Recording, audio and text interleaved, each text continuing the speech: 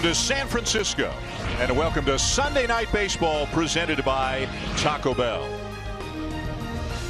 The visitors this weekend, the New York Mets, got a much-needed win yesterday. They're a game under 500, but they're getting healthier, and they're still holding out hopes of making a run and getting into the postseason this year. The Giants are in a battle for the National League West Division title with the Los Angeles Dodgers that could go down right to the final weekend of the season when they finish off the season against one another. This is the final game of a four-game series. It's been an interesting one. Justin Ruggiano with a grand slam off Madison to Bumgarner. Then Bumgarner comes back and homers in the bottom half of the inning. The Giants win 10-7. Friday night, Denard Span, who's having a huge weekend with an RBI single. Ere Adrianza with a pinch hit RBI single. Span knocks in another run, and the Giants go on to win easily 8-1. Look who returned off the DL yesterday for the Mets. Yoenis Cespedes came back on Friday, hit a couple of home runs yesterday, both of them measured at more than 430 feet. So here's how it looks right now in the NL West. The Giants and Dodgers are in a dead heat for the National League West Division lead after the Dodgers beat the Reds today. And you can see how bunched up it is in the wild card race. The Mets hoping to make a run. Hi, everybody. Welcome to San Francisco. Dan Shulman, Jessica Mendoza, and Aaron Boone. Glad you're with us for Sunday Night Baseball here from AT&T Park. The Giants are 11-22 since the All-Star break. The worst mark in baseball. But some of the things they were doing poorly, they've started to do better. They're really starting to swing the bats. Yes, they are, Dan. But you look at when they were struggling, and the offense was a huge part of that. And the big reason why this is a very balanced team. They get on base, they hit runners in when they're on base, but they weren't doing that since the All-Star break up until this series. And what they've been able to do is adjustments is they've almost doubled the amount of runs scored because now you're starting to see that balance. They've consistently got the runners on, but now they're getting them in. And when you think about what they've been able to do against the Mets the last 3 days, that's more realistic to who this team really is offensively. But can they do it tonight? They've got a real challenge on their hands tonight in Noah Syndergaard. Yeah, guys, he's one of the great power pitchers in our sport, really by any measure, and certainly when you measure it by velocity. Among starting pitchers, he's thrown 128 pitches, 100 miles an hour more. Only James Paxton is anywhere near that conversation. But he's had a little rough spatch of lately, and if the Mets are going to climb back and make the postseason, they got to ride their horse, Noah Syndergaard. And it starts by him commanding the outside part of the plate to righties or the glove side with that outstanding fastball, because that's what sets up his great secondary pitches. The slider, the breaking ball, and even the changeup become swing and miss. But it starts with the command of that outside corner. If he does that, it could be a long night for these hot Giant hitters. Syndergaard hasn't been as good recently as he was earlier in the season. The Mets need all the pitching, all the hitting they could get to try to get back into the race. The Giants are looking for a nice outing from Jeff Samardzija, who also was better in the early part of the season than he has been recently. 10-8 with a 4.24 ERA overall heading into this ball game tonight. The Giants have taken 2 of the first 3. We've got Thor and we've got the Shark tonight at AT&T. Sunday Night Baseball from San Francisco.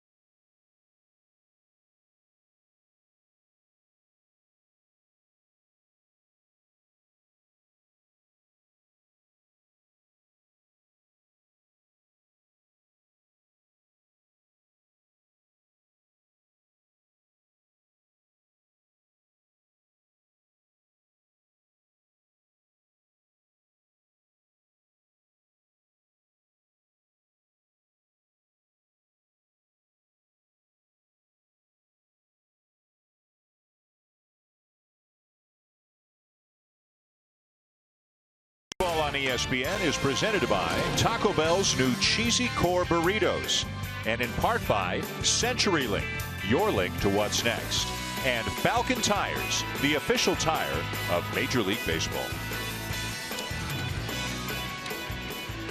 What a beautiful backdrop, what a beautiful scene here at AT&T Park, the home of the San Francisco Giants, the co-leaders of the National League West with the Dodgers, who won today.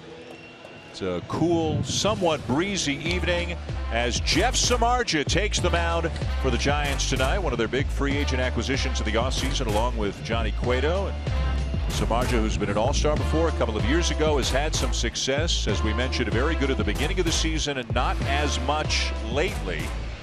Guy who throws hard in the mid-90s. There are the numbers. First 10 starts, an ERA of 2.54. Last 14, an ERA of 5.73. He's trying to give him a different look. He has started throwing his curveball, which he had not thrown in a number of years. We'll see what kind of an impact that has on the Mets lineup tonight. Speaking of the Mets lineup, it's presented by Taco Bell. Well, the best bat in this lineup is their slugger in the 3-hole, Yoenis Cespedes, and he's been able to slug the ball, including last night 2 home runs, 556. That's third best in the National League, and right behind him is who the Mets went and got at the trade deadline to be able to provide more power. He has not done it yet, but when he does, he's got pop 27 home runs and 86 RBI so far on the season. There have been some games because of injuries where the Mets have only had, and also acquisitions and trades and so forth, where the Mets have only had one player in the starting lineup who was an opening day guy for them. There have been some games where they've had 5 players in the lineup who weren't even in the organization at the beginning of the year. But Reyes, Cespedes, and Asdrubal Cabrera have all come off the DL in recent days. So, Aaron, this lineup looks a lot deeper than it did very recently. Absolutely. And this has a chance now offensively to be a very good team when for much of the year it has been a struggle offensively for the Mets. They're going to have to catch fire if they're going to make it back to the postseason. Reyes will look at a first pitch strike.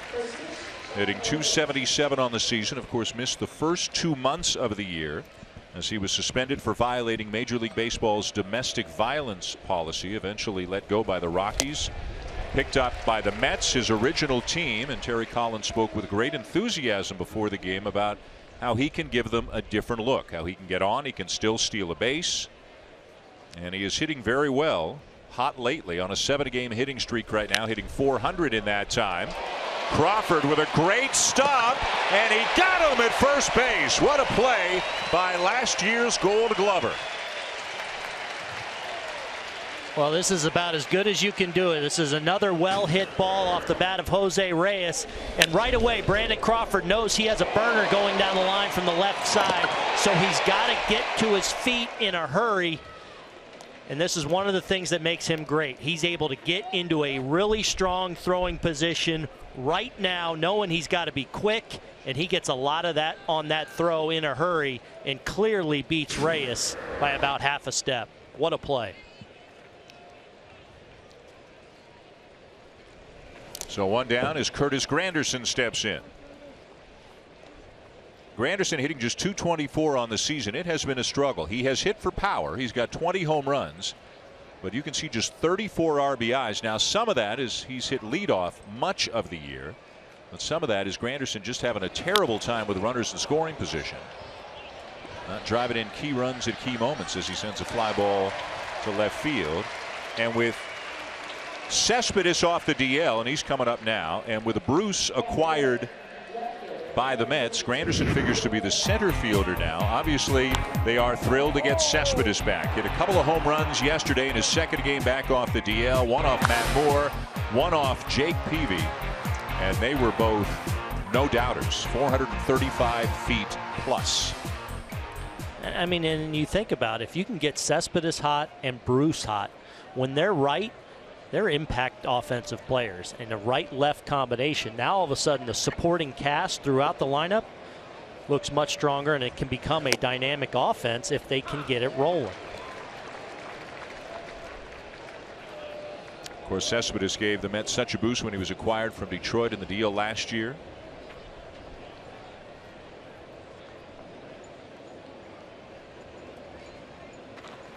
The Mets have some big games coming up, as all teams do right now. They're going to St. Louis this week. Cardinals, one of the teams ahead of them in the wild card race, and then they host Miami next week. The Marlins just completed a 3-game sweep of the Pirates, so the Mets will have a chance to play the teams they are chasing, some of the teams they are chasing, in a desperate attempt to try to get back into it and secure a wild card berth. 0-2 the count on Cespedes. In the air to center field. Span now coming in to make the catch, and Samardzija has himself a 3-up, 3-down, top of the first.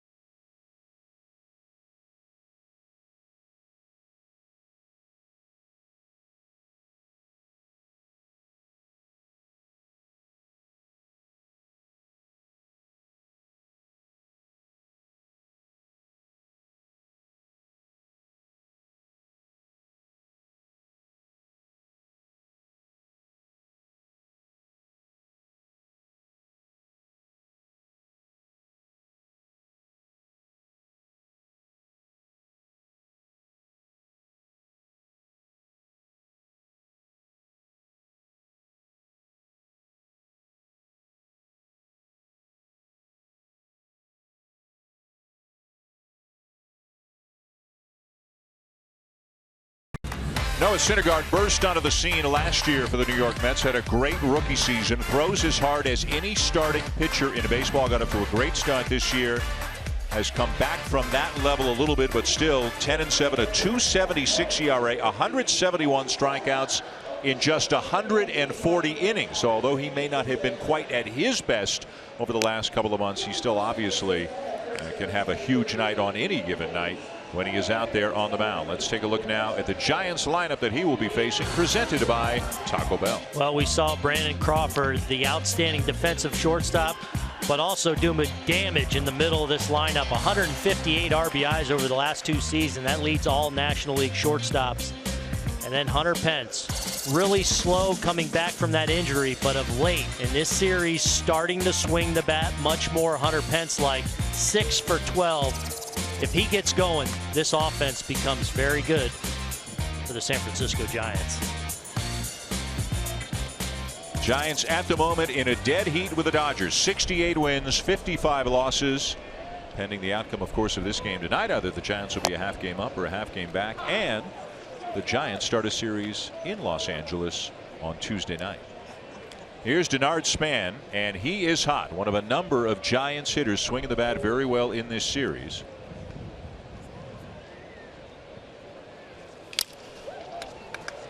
Broken bat roller out to second, and a routine play for Neil Walker for out number 1. Span now 9 for 15 in the series as Syndergaard retires the first batter that he faces. And now he'll get a look at a relative newcomer for the Giants, picked up in a deadline deal from Minnesota, an all-star this year with the Twins, Eduardo Nunez, who has become the primary third baseman. Matt Duffy, who had been the third baseman, was involved in a trade with Tampa Bay back around the deadline, and Nunez really starting to settle in, swing the bat better, and he gives them a bit of a different element because he can really steal a base. 31 on the season. Well, and you get the sense in talking to Bruce Bochy that he's excited about that element that he brings, and it looks like, Jess, he started to settle in not only defensively at third but starting to swing the bat, and he is that speed element. And against the Mets and Noah Syndergaard, who has a hard time holding runners, he becomes a real weapon if he can get on base. Yeah, he becomes the guy you highlight. Usually it's the power guy, you know, the Cespedes of the Mets. But for Nunez, it's the fact that he can get on base. He has, and then he can run the bases against a guy that gives up a lot of stolen bases. That's one of those situations there early in the game. You're 2-0. Maybe that's a pitch you think about looking at. That ball was a two-seam fastball that Syndergaard kind of ran off the plate. It's an excellent pitch because it starts out as a strike, but you can see that drifts off inside. Probably ball 3 had he been taken there.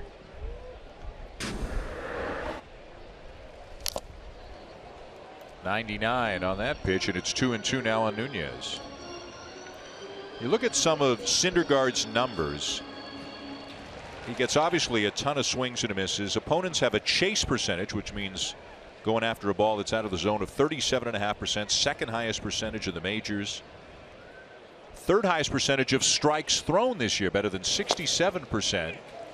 Yet Terry Collins told us before the game he's had trouble recently putting guys away. How can somebody with this kind of stuff have trouble putting guys away? I think it's the confidence that he has. Well, he has confidence in all of his pitches, but his ability to be able to use his slider off of the fastball to be able to get that. That's to me the pitch that he gets the swing and misses. Or right now with his fastball, located right there that he just did on the bottom half of the zone and just paint. And yes, that was a slider at 92 miles an hour and perfectly located. And that's exactly how he puts guys away. This is his bread and butter. Yes, he throws 98, 100, but 92 with the slider. How do you pick that up as a hitter? And you look at Nunez out in front on that front foot, because that 6-7 mile per hour difference in the same window as his fastball is what gets him the swing and misses. 2 down for Brandon Belt. Belt, the first baseman for the Giants, hitting .278, 14 home runs, just .217 since the All-Star break. So he's one of the Giants not swinging the bat at his best right now. But he's been a consistent player for the Giants over the last number of years, as he fouls off an inside fastball at 99. And he's a guy that sees a lot of fastballs, and we've talked about this with Jason Hayward of the Cubs, and Belt isn't in that same realm, but guys are not afraid to attack Brandon Belt, especially inside that last pitch. Right in on the hands of a lot of lefties. You usually don't see that, more so with righties, but Belt, when he's struggling, it's because he's not catching up to that fastball. Popped in the air to left center. Who wants it? It'll be Cespedes. And like Samardzija, Syndergaard with a 3-up, 3-down first.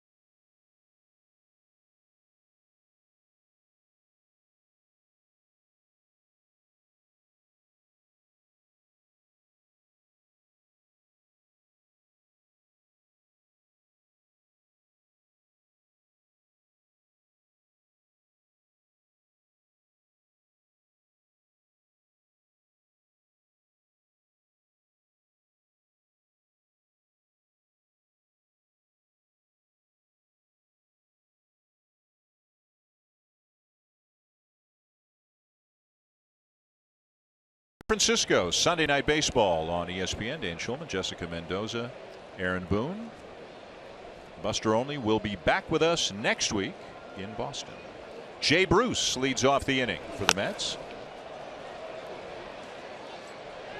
Skies one to shallow left, draws a crowd, and stumbling a little bit, Gregor Blanco will make the catch as Bruce is retired on one pitch.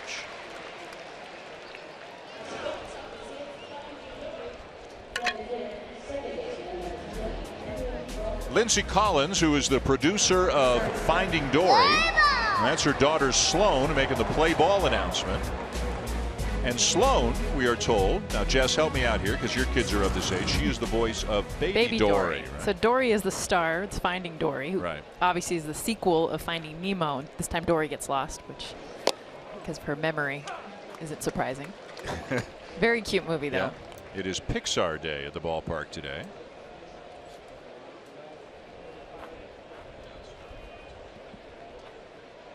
Here's Neil Walker. Not only is it Pixar Day at the park, it is Bring Your Dog to the Ballpark today. And I believe there are over 400 dogs out in the left field bleachers at AT&T today.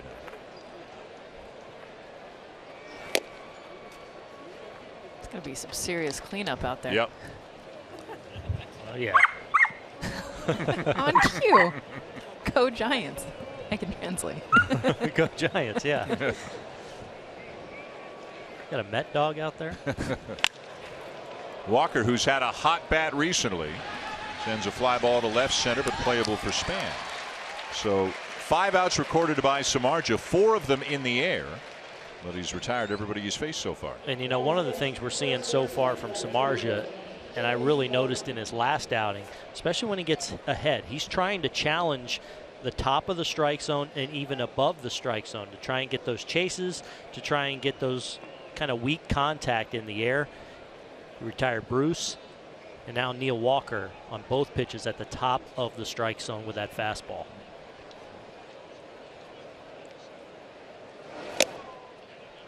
James Loney, the batter, the first baseman for the Mets. Lucas Duda is one of the Mets who is still injured. The Mets have endured a tremendous number of injuries this year, and they're certainly not alone in that regard. But boy, every time you see a Terry Collins pre or post game news conference, it feels like he's talking about who got hurt. Lucas Duda has a back injury, likely not to return this season. Of course, David Wright hasn't played in a long time. They had Cabrera and Reyes and Cespedes on the deal. Matt Harvey, on and on it goes as Loney flies out to left, and the Mets go in order again.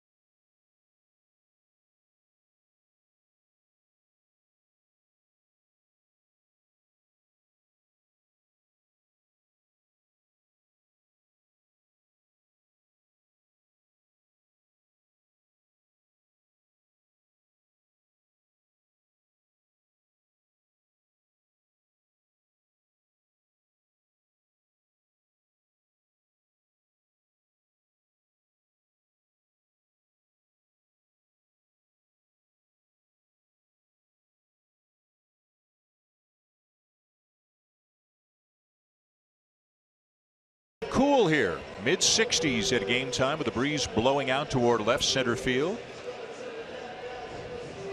And lots of dogs, as we mentioned, to bring your dog to the ballpark night here in San Francisco, and several hundred of them out on the bleachers. Some big dogs, too. Bottom of the second, no score. The Mets and the Giants. And this is Brandon Crawford, who made that great play defensively in the top of the first inning. Hitting .276, 11 home runs, and leading the Giants in runs batted in with 74. Crawford, the reigning, not only mentioned Gold Glover, as we mentioned, the reigning Silver Slugger Award winner at shortstop of the National League. And a couple of weeks ago had one of the more unusual games anybody's ever had.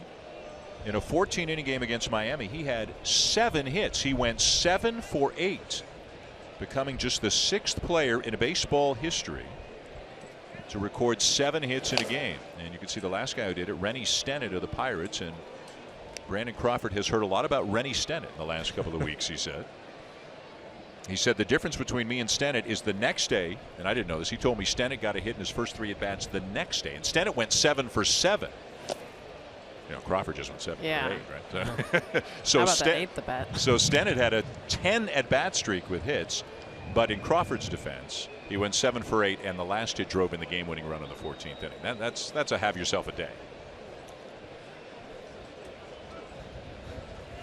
And by have yourself a day, you mean have yourself a week, Dan. Yes. That's a nice week you put together there in about a 4-hour stretch.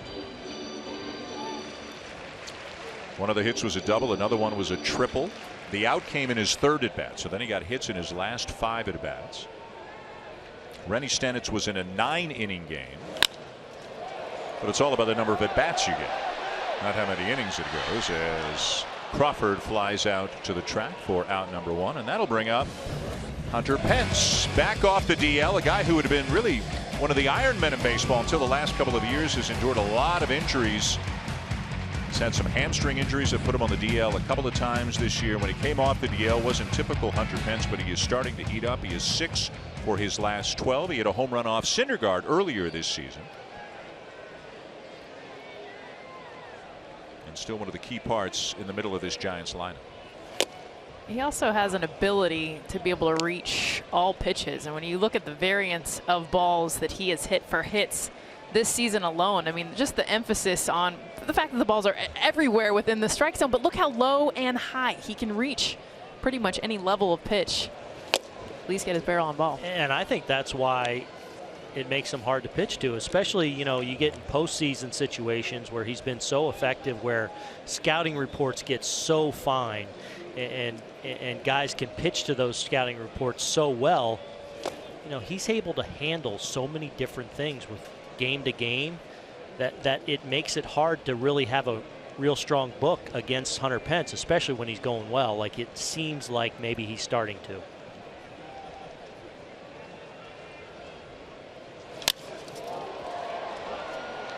Fly ball to right field for out number 2.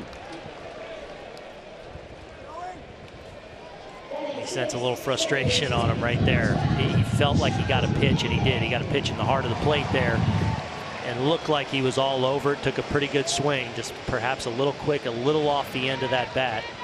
But you can tell these last few days, just in a much better place in that batter's box, seeing pitches better, gotten a good hitter's count there. He's on time here. A pitch just drifts a little bit in and just off the barrel. But I think better days are certainly very close for Hunter Pence.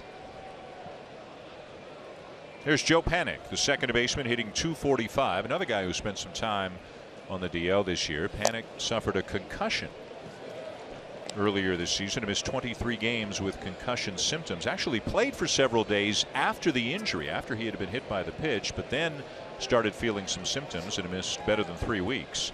The guy who's hit over 300 each of the last 2 years. A roller to Loney, Syndergaard covering, and that's the inning. No score at the end of 2. Jess Mendoza with Hunter Pence when we come back.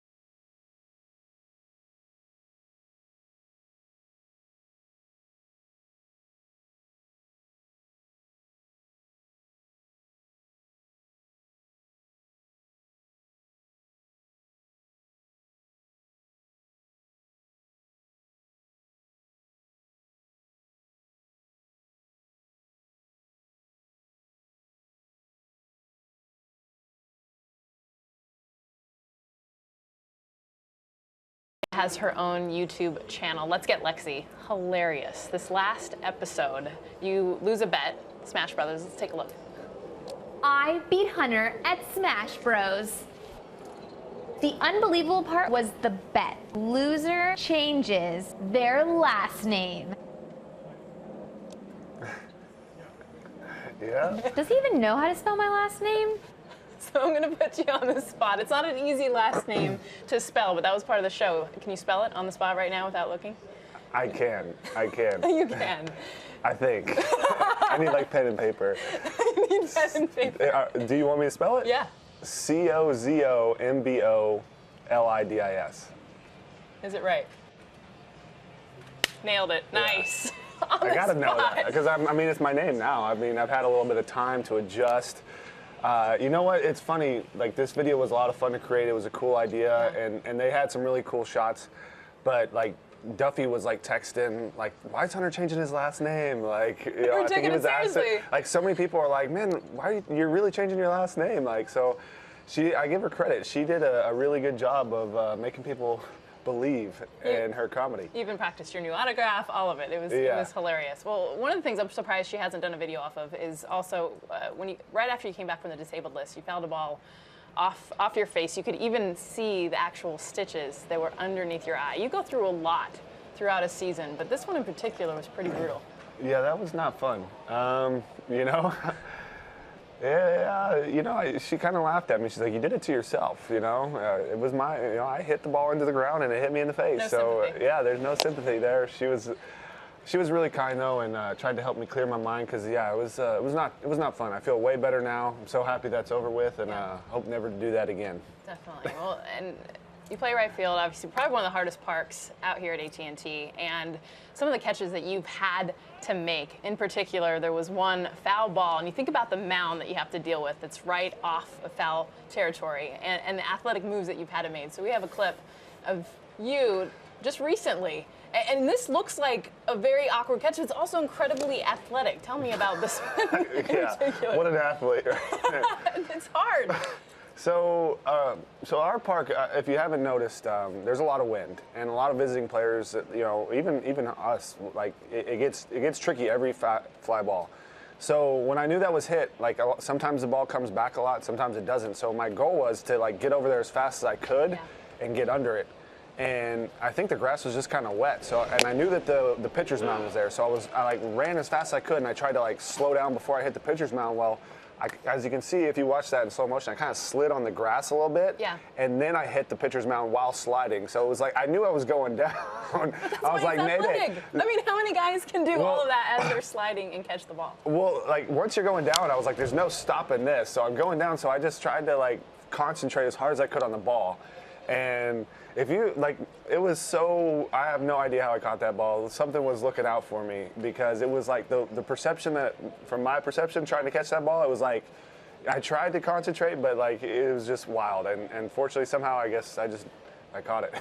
You did. Thank you so much. I can't claim any like skill. That was complete luck. And Bruce Bochy said in all the years he's managed here, he's never seen somebody have to make that kind of a catch. But if it's going to happen to anybody, and if anybody's going to be able to make that kind of a play, it's going to be that guy right there. Well, and when you see that play in slow motion, you do see how difficult of a play that is. It's a great play. Yeah. I'm more impressed that he could spell his fiance's last name. Yeah. And Hunter Pence would always be in the midst of a lot of that. All right, Aaron, you in the mood for some tomfoolery? Aren't I always? Aren't you always? Speaking of spelling, okay, you can only look at me or the camera. You can't look at anything else. And I'm watching to make sure. You can ask me to spell that? No, I can ask you to spell Samardzija. Ooh. S-A-M-A. What are you looking at? R. Right here. Lock in right here. Yeah. Z-I-J-A. Wow. Nice. You know what? That's the first time I've ever gotten it right. I did not know you guys were going to do this. The reason I got it right is I thought the great Peter Pasquarelli, who puts together great notes for us every week, I thought he was spelling it wrong in the notes. I was about to scold him in our meeting today. Yeah. Well, sure enough, he was spelling it right. So I learned a little something. You actually learned how to spell it. So if we'd done this a couple of days ago, you'd have been cooked. Absolutely. Darn. Okay. All right. Now, do you want to take your prize now, or do you want to double up? I'll double or up. nothing? Oh, yeah. Because how good could your prize be? I'm doing the bit here. Okay. Spell Syndergaard. Syndergaard. How about Aaron Boone? Wow. Bravo. There's a lot of money changing hands down in the truck right now. I did go to USC. Oh, geez. Nice job, Booney. Thank you. And thank you, Peter Pasquarelli. Peter wants you to spell Will Smith. You want some time? That ship is sailing. Yeah. Here's Rene Rivera, the catcher for the Mets, takes a strike, 3-1. We're in the top of the third, no score between the Mets and Giants. Whew. Take the rest of the inning off. You're sweating. He was all for it, though. And a grounder pulled foul. It's a full count now on Rivera. Samardzija faced 7, retired 7. Syndergaard has faced 6, retired 6. It's the kind of game they expected maybe when DeGrom and Bumgarner met up on Thursday, and it started off in a low-scoring affair. And then it got wild when Ruggiano hit a grand slam off Bumgarner in the top of the 4th. Bumgarner came back and hit a home run in the bottom half of the inning to make it 5-4 Giants. Swing and a miss. 97 from Samardzija for out number 2. Got a big week coming your way on ESPN. Tuesday night it'll be the Yankees and the Mariners with guest analyst Ken Griffey Jr. in the booth all night long here on ESPN. Wednesday, another edition of the Global Game focusing on baseball in Japan, the Giants and the Dodgers. Bobby V, who managed for several years in Japan, will be in the booth. And 1 week from tonight, we will see the red-hot Kansas City Royals against the Boston Red Sox. Do not count out the defending champs just yet. They won again today. The Royals have won 8 in a row, and they're starting to sneak back into the conversation in the American League wildcard race. Well, we mentioned Bumgarner. Speaking of pitchers who can hit, Noah Syndergaard has some power. Hit 2 home runs in a game against the Dodgers and hit 1 in his last start against the Diamondbacks. Well, you talk about Bumgarner not only hitting a big home run in the game earlier in this series, but Syndergaard in Arizona, a huge home run to give the Mets the lead at the time in the early middle part of that ball game. And here it is in his last start. Braden Shipley on the mound for the Diamondbacks, and this one was hit a long way into the seats in right center. Yeah, you know you're strong when that little running 2-seam fastball towards the outside part of the plate, and a lefty's able to extend his arms and throw it to deep right center like that. That's legit pop, which certainly Syndergaard has.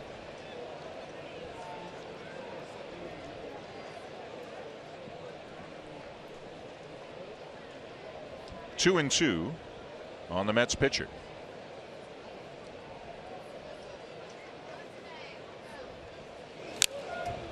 I mean, if you didn't know he was a pitcher, that's a big cut up there by a guy who looks really comfortable swinging the bat. And that's a 97-mile-an-hour fastball on the outer half. And Samardzija has shown early in this game he's got a good fastball. He's proud of it. And again, he went away with it from a location standpoint. But again, attacking the top of that strike zone with 2 strikes, Syndergaard able to get a piece. And there's the curveball that Samardzija has brought back into the repertoire in his last 3 starts. That one misses outside, and the count is full. That's the first ball he's thrown with that pitch. And we'll see. It's a little inconsistent at times because he hasn't thrown in 4 years. So some will spin out like that. Hit high in the air down the right field line, but well foul. Bumgarner's probably got a little respect for Syndergaard here at the plate. And it's not just that he can hit 97 away like the last foul ball he hit, but I'm thinking, all right, Samardzija, challenge him in. Get in. And this is after seeing an 80-mile-an-hour curveball. Gets in on the hands, but look, he gets barrel on the ball. And he takes a breaking ball inside for ball 4. Samardzija wanted to know where it was, and Clint Fagan just pointed with his right hand that it was inside. Bochy's not happy either. Well, this is a case of just kind of missing his spot. They want it kind of, Brown sets up on the outer half, and this curveball is up and it's in, but it is a strike. But you see, anytime a catcher reaches across the plate like that and misses a spot that bad, oftentimes you won't see him get the call because it does look like a ball to the umpire, but clearly that caught the corner at K-zone, and Boch is letting him hear it. So Syndergaard becomes the first base runner for either team here tonight. Drawing the 2-out walk, and Jose Reyes is the batter. Reyes grounded out, robbed by Brandon Crawford, who made a great play to deny him a base hit. Reyes playing mostly third base for the Mets. Played some short when Asdrubal Cabrera was on the DL, but this is his 17th start at third base, and Terry Collins seems pleased with the defensive work from Reyes, whose play at short had deteriorated in the last couple of years, both in Toronto and then in Colorado late last season. Reyes was on the DL with an oblique injury, came back about a week ago, had a 4-hit game here on Friday, 4 for 4. Been a lot of 4-hit games in this series. Nunez has had one, Span's had one.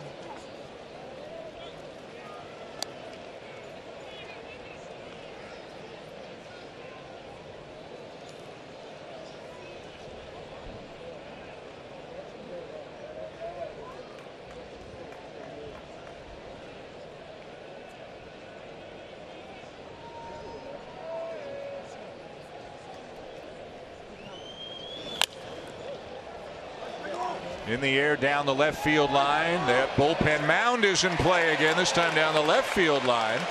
And Blanco stays with it to make the catch and end the inning.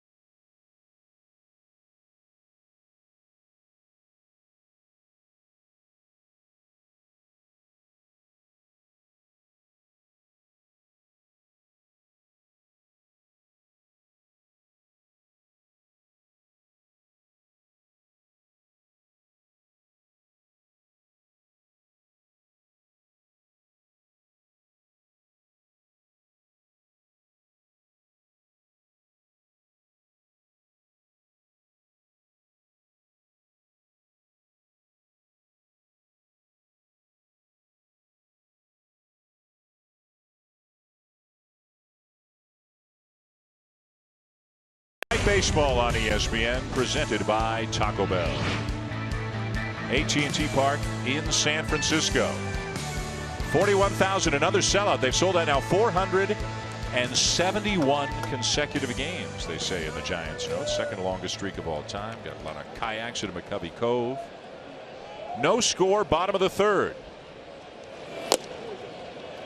Gregor Blanco just 7 for his last 51, getting a start tonight because Angel Pagan, who's on an 18-game hitting streak, suffered a slight groin injury in yesterday's game.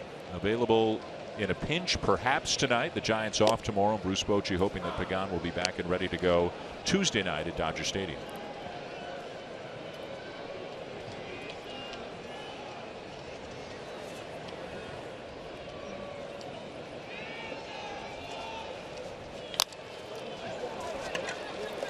Up with it, Walker, 1 down.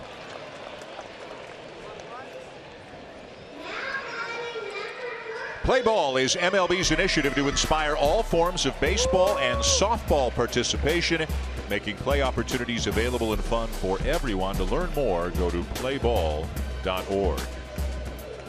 I know we'll get into this a little bit more later, but speaking of baseball participation, Jess, you were in Williamsport. Aaron, you are going to Williamsport. The Little League World Series, always one of the highlights on the calendar. The action has been great. Did you have fun, Jess? Oh, it was amazing. Yeah. And you know, you watch it. I've always watched it every August. I got 2 boys. I got a little leaguer at home, and just to be a part of it, dive down the hill. I mean, I feel like I was giggling the entire time I was there.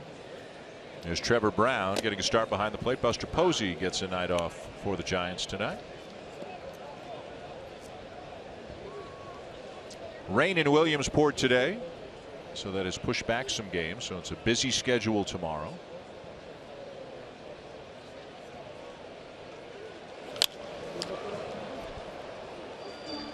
Well, just speaking of kids.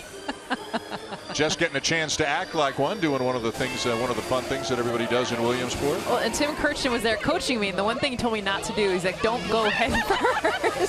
So of course, I'm like, I want to go faster. So I dove down. That is not easy what you did right there, staying on the I board. kept flipping over my handlebars the whole time last year. I'm hoping I'm off the hook this year. I was a little overmatched with all that. I literally got up to the top and everyone's like, no, really, don't dive. And Yeah. Has Kirchen done that? Does he do that? Oh, yeah. Yeah. Of course. He hasn't gone head first yet. I mean, he was adamant. He's like, make sure you don't do that. So, of course, you know, the first time was a little bit slow. Yeah. This is like The sunglasses. Oh, and he also told me, don't take your hands off the cardboard. I had to fix my glasses. There was some technique involved. I used to surf, so, you know. You almost took out a little kid there at the bottom of the hill. Let's go. 3-2 to Brown. And Syndergaard issues a 1-out walk here in the third. First base runner for the Giants. So he will face Jeff Samardzija. Of course, best known as a baseball player, but back in the day in college at Notre Dame, he was a 2-sport star, baseball and football. Was a great wide receiver with the Irish. Set single-season records for receiving yards and touchdown catches. And apparently surprised many, even in his inner circle, by choosing baseball over football. Trying to give himself up, but Syndergaard misses badly down and away. I love what the Mets are doing here, especially that first pitch there. It really, between Reyes and James Loney at first, really aggressive, and that puts a little pressure then on the pitcher. You start getting too fine up there, and you foul pitches off. Next thing you know, you're in a hole, and you're making an out. Runner goes, swing and a miss by Samardzija, throw down, and they got him at second. Rivera throws out Brown.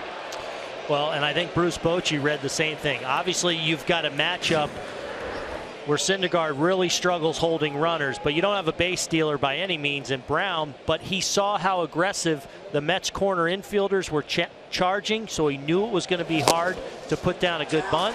So he figures, hey, let's see if we can take advantage of this matchup, and really not close there at second base. Well, the Giants are having a look at it right now. Brown is still on the field and now starting to walk off. Did he get that left hand on the bag before the tag got him in the back of the shoulder? But now it looks like they're not going to ask for the review, and they'll concede it. He kind of stuck when he dove, too. It's a little bit watered down over there instead of just kind of sliding into the bag.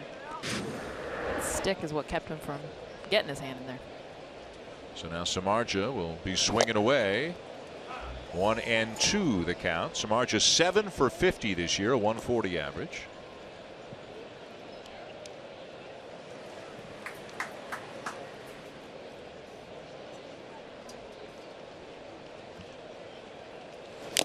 And a swing and a foul tip held by Rivera to end the inning.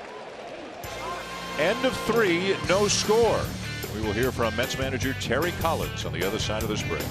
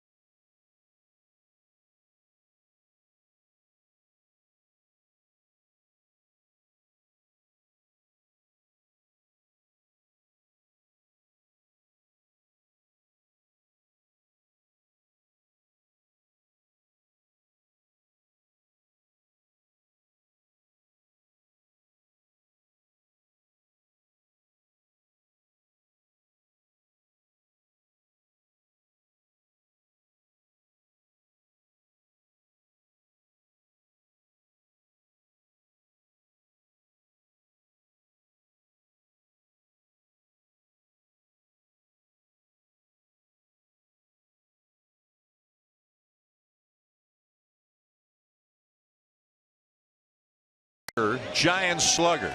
Getting his hacks in here at AT&T. Moments ago, we had a chance to visit with the Mets manager, Terry Collins. Terry, your lineup looks a lot different than it did just a week or so ago. How nice is it to have some of your regulars back in the lineup? Well, it means a lot. You know, you saw yesterday, Cespedes is he's a dynamic player, and everybody else kind of relaxes when he's back. Well, another dynamic player is the guy on the mound, Noah Syndergaard. First time through the lineup, sits down 9 straight. What have you liked from him so far? Well, we talked before the game. You know, when he pounds the strike zone and uses all his pitches, he can be very, very effective. You know, you can throw 98 miles an hour but still get hit in this league. You've got to locate, and tonight he's locating. Terry, thanks for the time. All right, guys. Terry. Thank you. Both pitchers pitching very well so far. Syndergaard has faced 9, has allowed a walk. That's it, but he's faced the minimum because Brown was thrown out trying to steal. Meanwhile, Samardzija has faced 1 over the minimum. He issued a 2-out walk to Syndergaard in the top of the 3rd. So there has not been a base hit in the game yet as Curtis Granderson leads off the 4th. There's that 2-seam fastball from Samardzija running away from the left-handed batter, catching the outside corner for a strike. Syndergaard consistently around 98 or 99, and Samardzija not far behind. He's topped out at 97 tonight. Facing a struggling Granderson, who is 17 for his last 100. Out of the leadoff spot, has hit down in the order a little bit recently, hitting 2nd tonight. And as we mentioned, more than likely to get a lot of time in center field the rest of the way. With Jay Bruce having been acquired, he's in right. And Cespedes back off the DL, and they intend to leave him exclusively in left. And he's still a dangerous threat, especially Friday night, because he's got the ability to hit the ball out of the park, especially get in on his hands. That's his hit zone. He's got 20 home runs on the season, so his average might be low. He's not the Curtis Granderson this Mets team used to seeing, but he still has the ability to hit it out in McCovey Cove. Granderson thought it was outside, but the curveball gets him for strike 3 called. This is the pitch that Samardzija didn't throw for 4 years, and I love that it's back in his repertoire. Why? Because when he's throwing mid to upper 90s and he comes back with the 80-mile-an-hour curveball, and he was not locating it consistently early, but look at where he just paints this pitch. Almost impossible to hit when it's 13 miles an hour slower, the fastball he just threw Granderson the pitch before. 59 curveballs in his last 3 starts before tonight. Had not thrown a curveball before then since August of 2012. Just trying to give hitters something at a different speed, and now he starts Cespedes with a curveball. And he loves it. And Dan, when I talked to him in spring training, the big thing he was working on, remember, he was a new Giant player. He said the split finger was the big pitch he was trying to work on. He's like, I need something below 87 miles per hour, but he couldn't get his split slow enough. He's still going to throw it. It was the curveball for him that he just found. I mean, we're talking 4 starts ago, to be able to get something down in that 80-mile-an-hour range. Aaron, how quickly as a hitter do guys take notice of, hey, he's got something new that he hasn't been throwing recently? Pretty quickly. I mean, you'll notice, especially now with video and all the information available, the Mets are aware that he's throwing that curveball coming into tonight, and now they're seeing it for themselves. And look, there's no question that after a real good start for Jeff Samardzija, the Giants just felt like there wasn't enough of an off-speed pitch for a starting pitcher, and teams were just sitting on hard, whether it be the cut fastball, the 2-seam fastball, the slider, and the 4-seam. Too much similarities in their velocity. And I think that was part of the reason why he was struggling, and this curveball could be what helps him get back on track. Cespedes had a big rip at that breaking ball, and he fouled it off 2-2. It's another curveball here, Jess. This one kind of hangs up in the heart of the plate, and Cespedes just misses, doing a lot of damage with that. Samardzija fortunate that he just fouls this ball straight back as he's on time, and that's a power swing at it, just a little bit underneath it.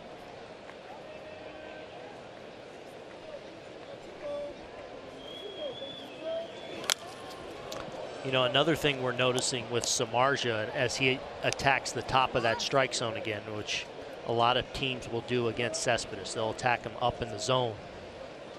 But they've tried to clean up mechanically. You know, he's always had that big twist.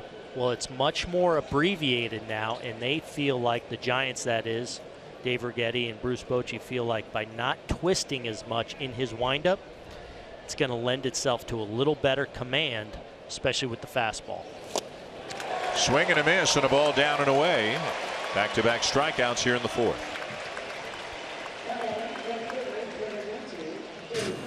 You know, for much of this season, we'd see a big turn, almost like Johnny Cueto. But with Samardzija being so tall, sometimes he really loses his release point. And there's kind of an abbreviated twist there, but at times this year, his whole back would get to the hitter. And at times that would lead to that fastball just kind of drifting out over the heart of the plate, and a lot of loud contact, a lot of extra base contact, and he's given up a lot of home runs. 21 so far this season. Here's Jay Bruce. Hit a fly ball to left field his first time up. Among league leaders in home runs and RBIs on the season. Most of that, of course, done while a member of the Cincinnati Reds. Came over in a deadline deal and has not yet really found his groove with the Mets. Was hitting just 176 with the Mets entering the game tonight. Going to be a streaky guy, but he can be a very productive guy. 27 homers, 86 RBIs on the season. And Dan, I like where he's at in the lineup. I mean, he's sandwiched between Cespedes, who we've talked about how hot and consistent he is, but Neil Walker right behind him, who the last 20 games is batting .457, has got 6 home runs. And I think when both of them were not in the lineup just a few days ago, it affected Bruce not seeing a whole lot of pitches. And Terry Collins told us he talked with Bruce a couple of days ago, and he said, hey, listen, when Cespedes gets back, everything will be all right. Kind of takes the pressure off everybody, draws a lot of attention. I mean, acquiring Bruce, getting Cespedes off the DL, getting Reyes off the DL, getting Cabrera off the DL. Walker missed 4 games with a bad back, returned yesterday. And Bruce was visually frustrated. I mean, Friday night, he came back into the dugout after this ground out double play, and it looked like the Mets were going to get a rally going. And obviously Bruce is the guy they want to get those runs in. He screams into his helmet. Terry Collins sat him down the next game, not because of what he was physically doing, but just noticed mentally he needed a break.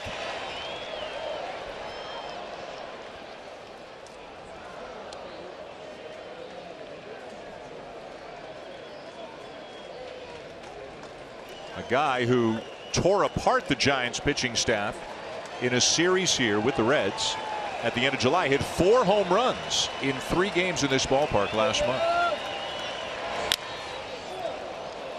Sends the curveball to left field. Blanco there. And the Mets go in order. You'll hear from Bruce Bochy, the manager of the Giants, when we come back.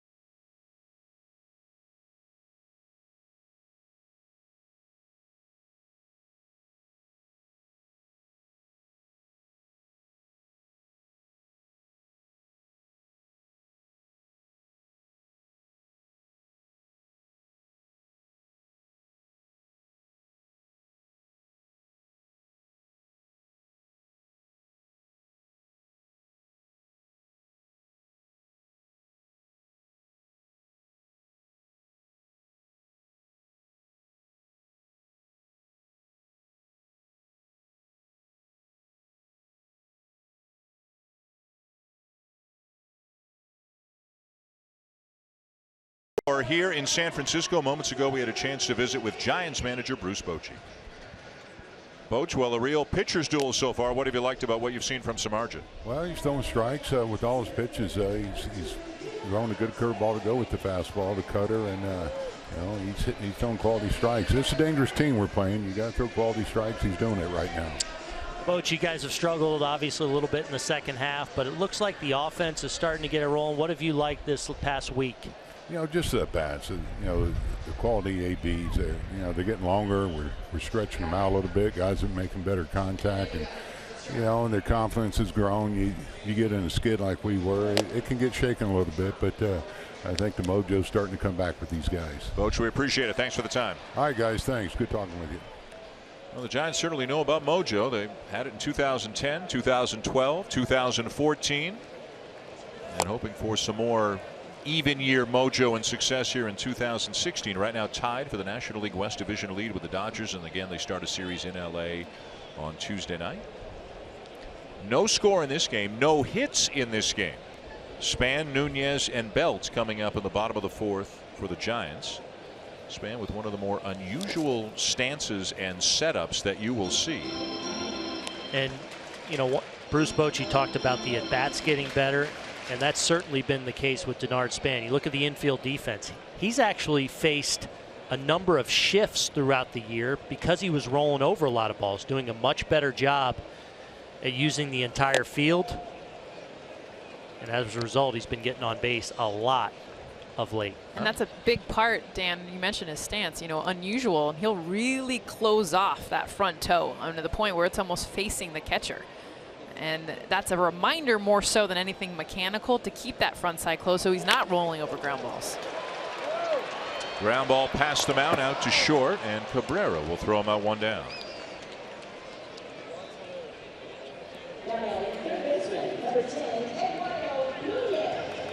And so here is Eduardo Nunez. The story has been Noah Syndergaard and Jeff Samardzija. Each has walked one. Neither's given up a hit so far as the Giants bat here in the bottom of the fourth inning.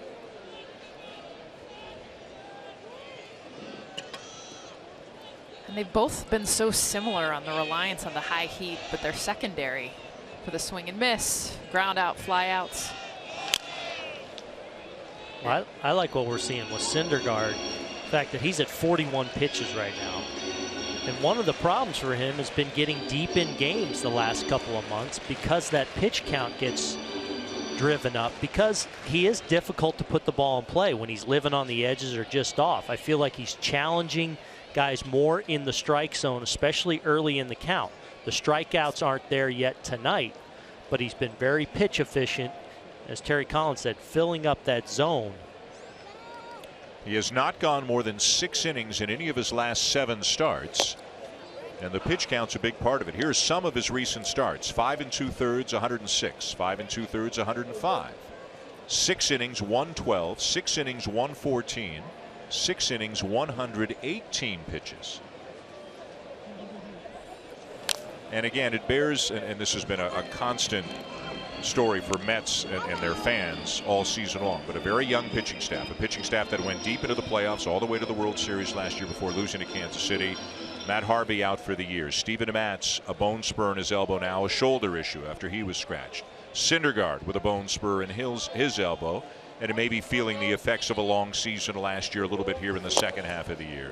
DeGrom, who's having a great year but had diminished velocity that was causing people a lot of consternation at the beginning of the year. So the Mets pitching staff and their rotation has been really good, but again, as young as they are and as much as they pitched last year, they've all had, to one degree or another, some issues to deal with this season. Issues to work through, and I think that's what you see with youth, and especially with these pitchers, is the fact that, whether it's things like controlling the running game or being able to when your command's not there because you are tired for maybe the first time in your life because you've pitched more innings the year prior to get your team to the World Series. And another ground ball. Charging, barehanding, but no play. And Nunez with an infield hit, the first hit of the ball game. Well, it's real nice execution by Noah Syndergaard, who really establish the inside part of the plate and then locate a fastball, but then goes to the slider down off the plate. It's either a chase pitch or a weak contact pitch, but with his speed, really no chance for Asdrubal Cabrera, and you would figure now off to the races. Because Noah Syndergaard has had 40 stolen bases against him this year. No other pitcher has allowed more than 22. Jimmy Nelson of the Brewers is second, and Eduardo Nunez has stolen 31 bases on the season. Syndergaard, a big guy, is slow to the plate. The Giants obviously well aware of it. And Syndergaard will do everything he can to try to slow them down, but he has not had much success at all. And you can't worry about it too much with a guy like Nunez at first, who is a great base stealer, because he can't slow him down enough. So just really, you're pitching great, lock in on the hitter right now, and don't worry about Nunez. And conversely, though, Nunez has got to know, I don't have to get a great jump against this guy. So it should be fairly early in the count to where he takes off, because you want to get yourself into scoring position as quick as possible for the middle of this lineup.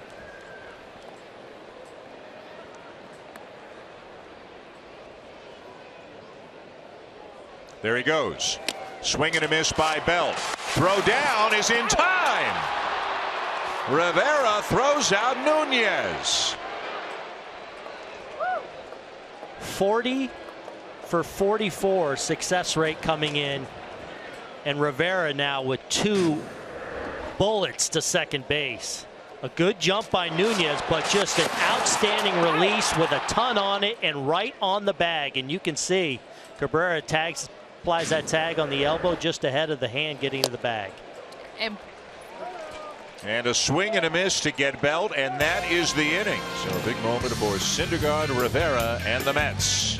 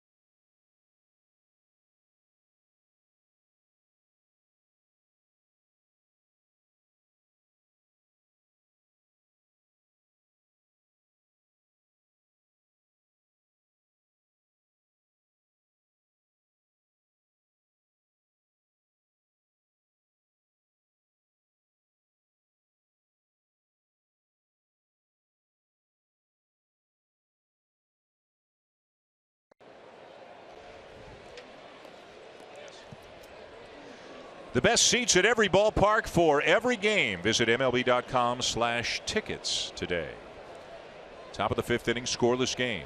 Dan Schulman, Jessica Mendoza, Aaron Boone. Sunday Night Baseball from San Francisco. And the batter is Neil Walker. The Mets second baseman, 0 for 1 tonight, but came in 37 for his last 81. That's a .457 average after he had been in a real slump. Was in a 2 for 39 slump. Terry Collins sat him down, gave him a couple of mental health days. He went 0 for 3 in the next game when he came back, and then hasn't stopped hitting since. He will, however, be away from the team. His wife is expecting the couple's first child. The baby is expected to be induced tomorrow night. He's going to go home tomorrow. Terry Collins says for sure he's not going to be back Tuesday. Could in fact miss the entire series in St. Louis Tuesday, Wednesday, Thursday before rejoining the Mets on Friday. But the Mets will be without one of their better hitters for a couple of days as he goes home to become a dad. Yeah, exciting news for Neil. We wish them the best in that in the coming days, but he'll be an important part if the New York Mets are to make a charge. He's part of what they think they finally have in a complete lineup now. That switch hitter in the fifth hole behind Cespedes and Bruce. They feel like finally they have the makings of a lineup, and Walker a big part of that. Here's James Loney. You can see on the hesitation there from Brown, the catcher, that he thought Samardzija was going to get that call. And both pitchers have gotten a couple of calls out on that side of the zone to the outside part of the plate on the left-handed batters.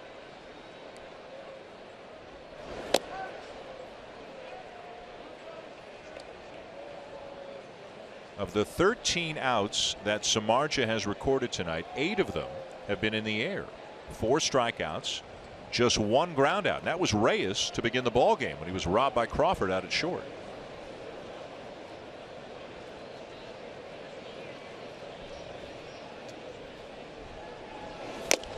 Inside, 3-1.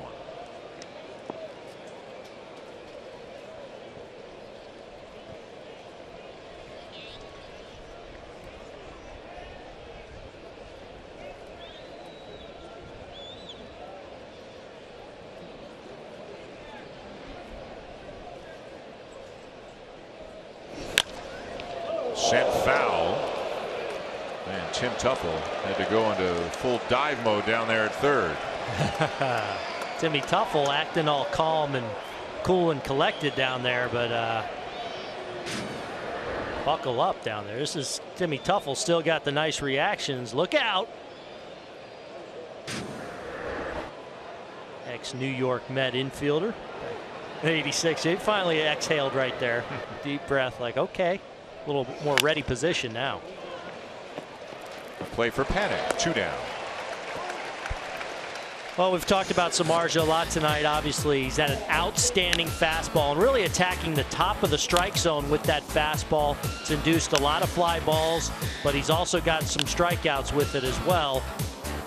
I think one thing that's helped set up this really good high fastball is the addition of that curveball that we've seen now for the last few starts for Samardzija that have gotten hitters off his hard stuff just enough to make that seem like there's extra life at the top of that strike zone, somewhere where Samardzija has been very successful the last 2 times out.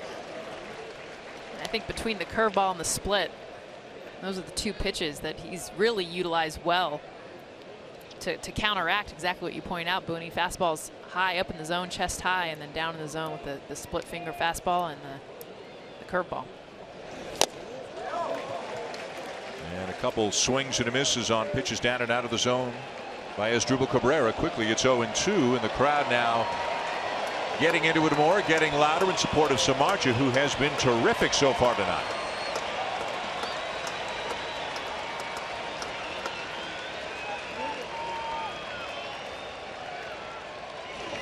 Swing and a miss at a high fastball. The inning is over. This pitcher's duel rages on here in San Francisco. Samardzija and Syndergaard.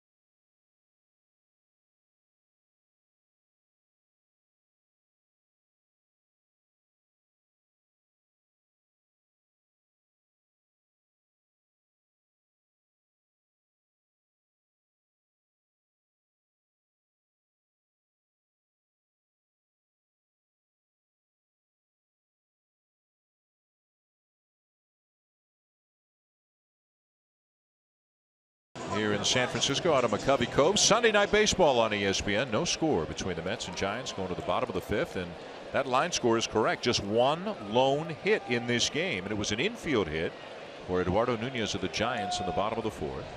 Brandon Crawford leads off the 5th against Noah Syndergaard and takes a pitch down at the bottom of the zone for a called strike. Crawford, Pence, and Panic. 4, 5, and 6 for the Giants this inning.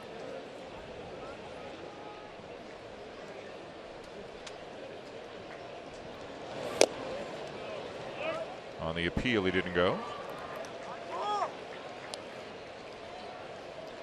No shortstop in baseball has driven in more runs since the beginning of the 2014 season than Brandon Crawford.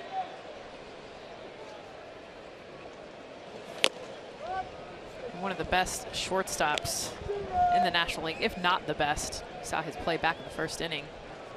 It's now proving huge, taking away a hit early on, but swinging the bat as well consistently, even from his Bruin days. Pulls a ground ball down to first. Loney will make the play unassisted. Well, we talked a little bit about the Little League World Series. The action will continue to heat up tomorrow. We've got a bunch of games for you tomorrow on ESPN. Consolation game as Italy takes on the team from Bend, Oregon. At 1 o'clock Eastern Time, an international matchup, Australia and Panama. That's an elimination game, and then another elimination game between a couple of U.S. teams. It'll be Goodlettsville, Tennessee taking on Enwell, New York at 3 Eastern tomorrow. Again, the rain has altered the schedule, so check the time of the team that you are interested in, and you know, hypothetically that could be, I don't know. I want to see Zach Reynolds and Bend, Oregon, if I'm going to tune in. Take on Italy. Oh, you were heading? I was going somewhere here. Sorry. Why do you want to see Bend, Oregon? Tell me. Well, first of all, my sister's from there, but I watched them. Okay. I watched them all take right. on. I watched them take on Tennessee early on, and yep. Gosh, those kids can play. That's the best part about it. Not only are they having fun, but they are having fun. It's great. But they'll make some Brandon Crawford type diving, get to your feet, throw a runner out. And I don't know, Zach Reynolds, who I mentioned from Bend, Oregon, but he could throw the ball too. The batter is Hunter Pence. Well, Michael Conforto, who was with the Mets earlier this year and last year, down to the minors right now. Pence swings and misses. He was a Little League World Series competitor. Was he Redmond, Washington? Is that right? Yes. I think he was from Redmond, Washington back in the day. He played for the same region that Oregon now represents, but look at the pop early on. How about the smile? I love when you get the teeth that haven't quite fit the face. Yeah. You're still like that young little boy. Aaron, did you ever get close? Were you on a team that got within a step or two? Or? We won district my 11-year-old year when I still lived in New Jersey, and then 12-year-old I was in Southern California and we won district, but that's as far as we got. But I mean, I grew up just dreaming of being in Williamsport and going to play there. You know, it was just this faraway land. Panic lines one past a diving Reyes into left field, a base hit. And to get to go there for the first time last year, as Jess can attest, it's a special place to roll up on. As we take a look at Joe Panic, another one of those guys that has struggled a little bit, but Bruce Bochy highlighted a guy that's starting to swing the bat a lot better. Looks like he gets a little two-seam fastball down and away and just drops the head of the bat and hits a rocket past Reyes, new to third base. I don't know if he reacted exactly correct to that ball, but that ball got on him in a hurry. A clean hit into left.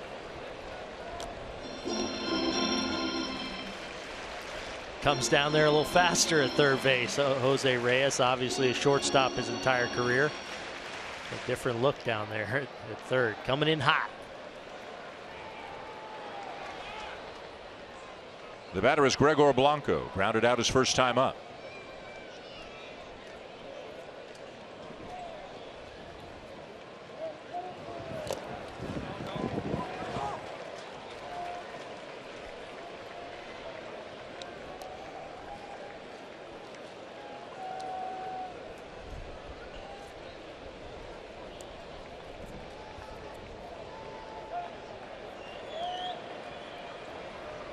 Still keep an eye on Joe Panic at first, even though the Giants have been 0 for 2 on steal attempts against Syndergaard.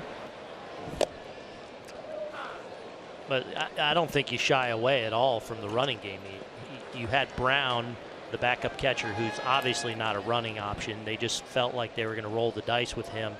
But then a great throw from Rivera to cut down Nunez. I don't think that should shy you away. I still think you have to force the issue on the bases against Syndergaard, especially as well as he's throwing the ball tonight. Panic not going, and Blanco fouls it back 2-2.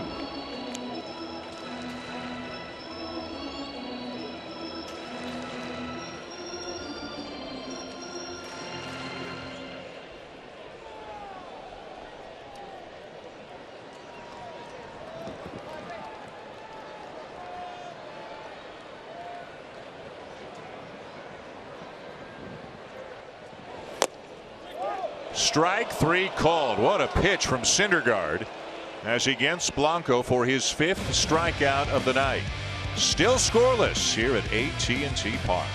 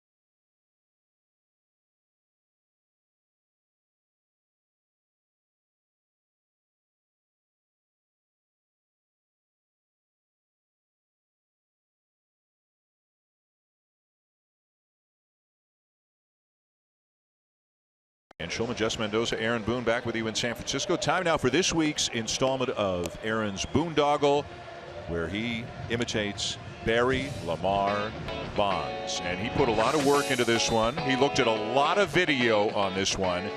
And I got to say, yes. I think he nailed it. Yes. I mean, the timing. And even down the line, I mean, he watches the video. And he's not even looking at the video on this. He doesn't know when all of that happens. And he nailed it. I love it. And I sensed you were a little bit nervous going into this one about whether you could pull off a swing of this magnitude. You got to feel pretty good about it. I didn't love the stance. I'm big on getting the mannerisms right, so I didn't feel great about that. But you nailed the trot too. Hashtag outstanding producing and directing by our great team down there. Coming up next week, we've got the Royals and the Red Sox, and you can vote for either Danny Tartable, one of Aaron's boyhood favorites, he tells us, or Dustin Pedroia. See your Petey. That would be dabbling into new waters for me. Never done Petey, but I think we could pull it off. You always pull it up, Booney. There's been a few you've dabbled into. That's right.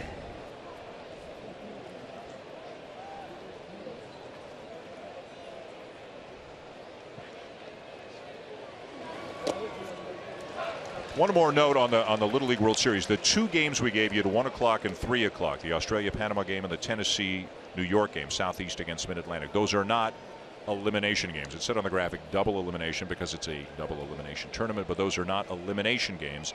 That's on the winner's side of the bracket.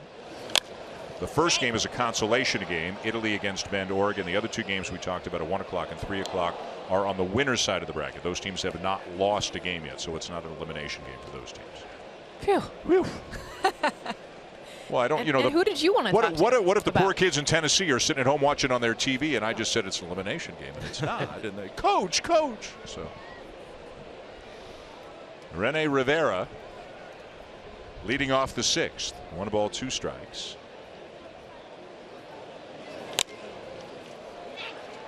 And a pop-up. Samardzija is loving that curveball, and I don't think it's necessarily by choice every single time, but even though he's missing his location, and sometimes it's working, he's been able to elevate it at times where he's getting the chases, the pop-ups, and then he'll hit it where he really wants to get it, and that's at the knees when he can paint it. Longest no-hit bid he's had is 5 2/3. He has one complete game, one hitter to his credit.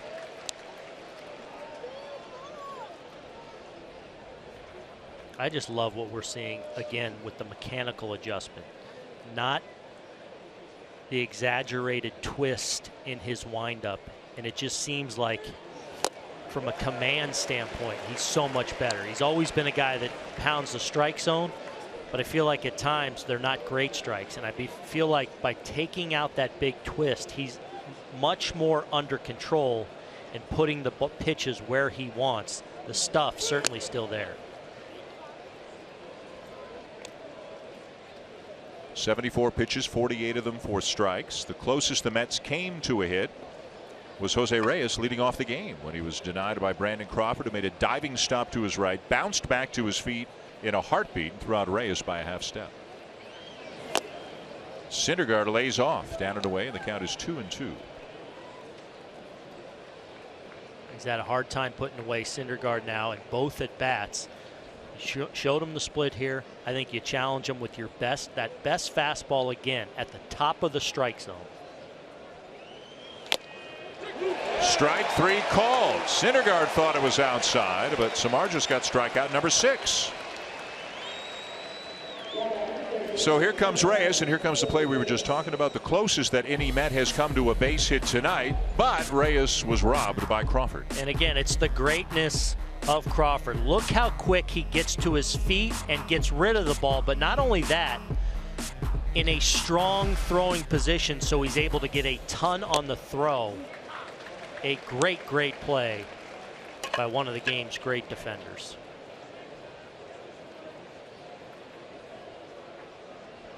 Reyes has also hit a fly ball down the left field line in foul territory. That was caught by Blanco on the bullpen mound.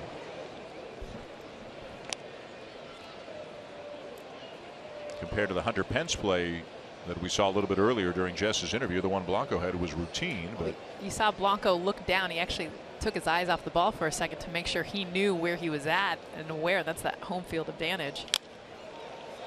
So it doesn't sneak up on you running uphill.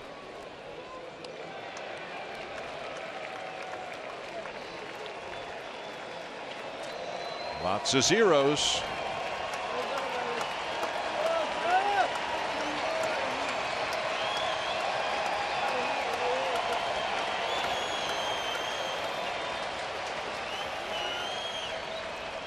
And you know, third time through the lineup, when these Mets hitters might even start sitting on that high fastball.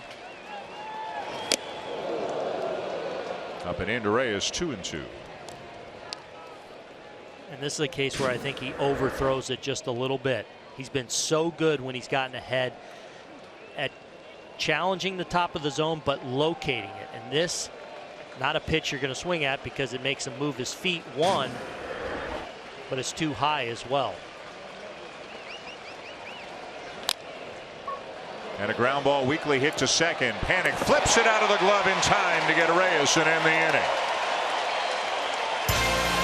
Samardzija rolling along here at AT&T Park.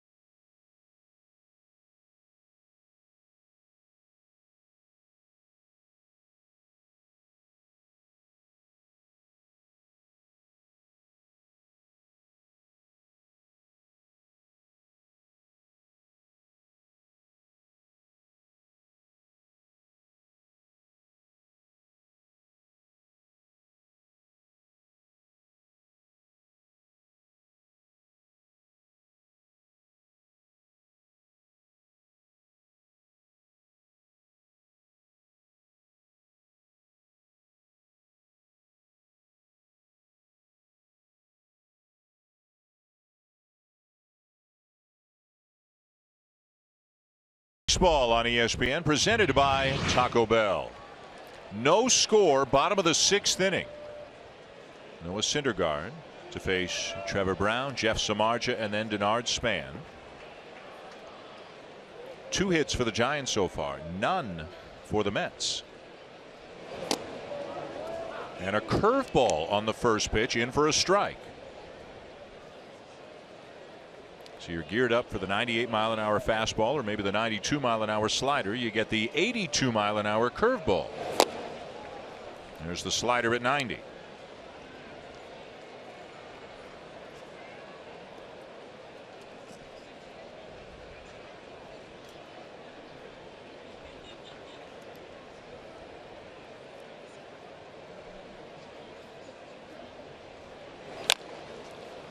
Weekly hit back to the first base side of the mound, and an easy play for out number 1. The biggest reason Noah Syndergaard's had success is he's utilized all 5 of his pitches. Not afraid to get the 4-seamer in on the hands of the lefties and then use the sinker away. Payton with that pitch and the slider both sides of the plate, whether it's away to righties, away to lefties, and then the changeup, Hunter Pence. You see that late run that it had for the strikeout and the curveball down in the zone. Nice late break. Late action on that pitch. Those 5 pitches, he's mixing and dealing. Facing his counterpart here in Jeff Samardzija, who struck out his first time up.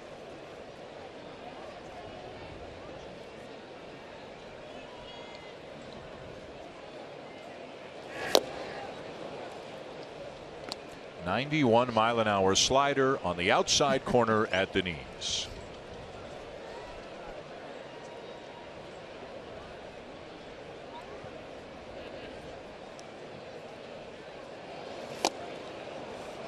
Left that one over the middle of the plate, but a swing and a miss, 1-2.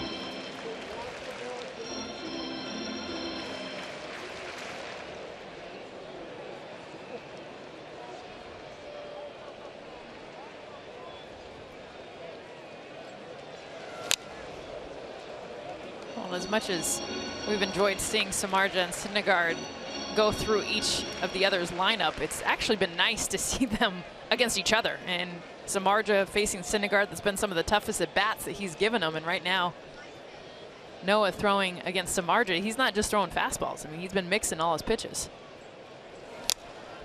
He's getting a piece of some pretty good pitches. He's gone with the slider, the changeup. He has thrown the fastball.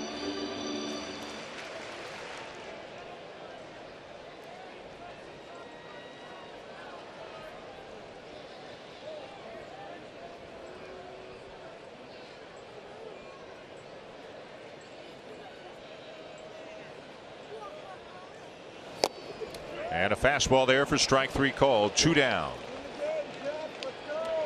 Here's what's coming your way on ESPN this week. The Yankees and the Mariners Tuesday night. Ken Griffey Jr. will be in the booth as a guest analyst. Bobby V will be in the booth on Wednesday night as another edition of the Global Game. We take a look at Japan. Of course, Bobby V managing there for a number of years, Giants and Dodgers. Good week for the Seager family. You can see Kyle on Tuesday night, Corey on Wednesday. And we'll be at Fenway Park 1 week from tonight as the Kansas City Royals take on the Boston Red Sox. We mentioned the Royals are as hot as you can get right now. They have won 8 in a row.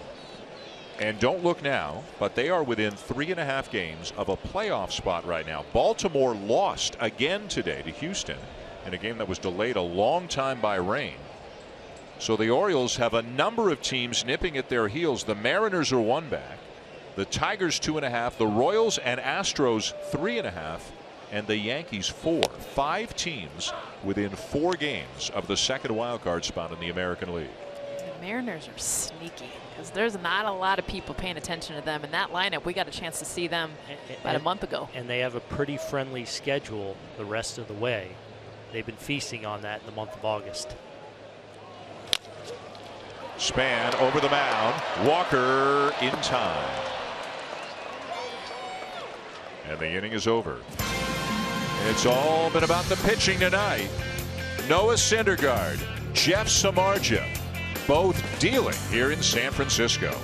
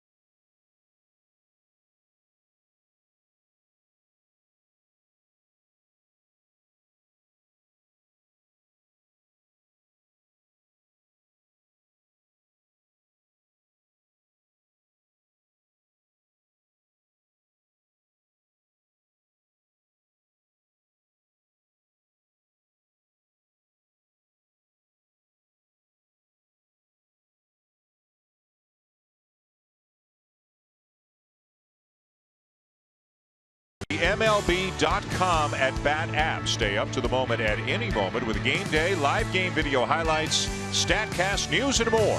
Download MLB.com at-bat, the #1 app for live baseball on your phone and tablet. A developing story tonight here in San Francisco, and that story is on the mound right now. Jeff Samardzija. The Mets without a hit thus far. The Giants only have 2. The game is scoreless here in the 7th. Samardzija will face Curtis Granderson, Yoenis Cespedes, and Jay Bruce here in the 7th. To left field.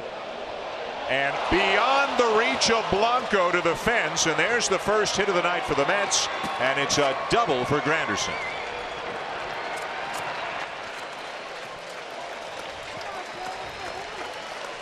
Well, just as we saw Joe Panic hit a fastball away to Syndergaard, this is exactly what Granderson does. Just sits 95 away, gets his barrel of the ball, lets the velocity do the work. Blanco just missing the double. And you wonder, didn't look like a great route out there by Blanco's. Very good defensive outfielders, made a couple decent plays tonight, but kind of a bad angle on that ball. Perhaps if he takes the right angle, may be able to run that ball down. But a big start to this inning for the Mets. Now the batter is Cespedes. A fly ball to center, but a strikeout tonight. Hit 2 long home runs yesterday, giving him 24 on the season.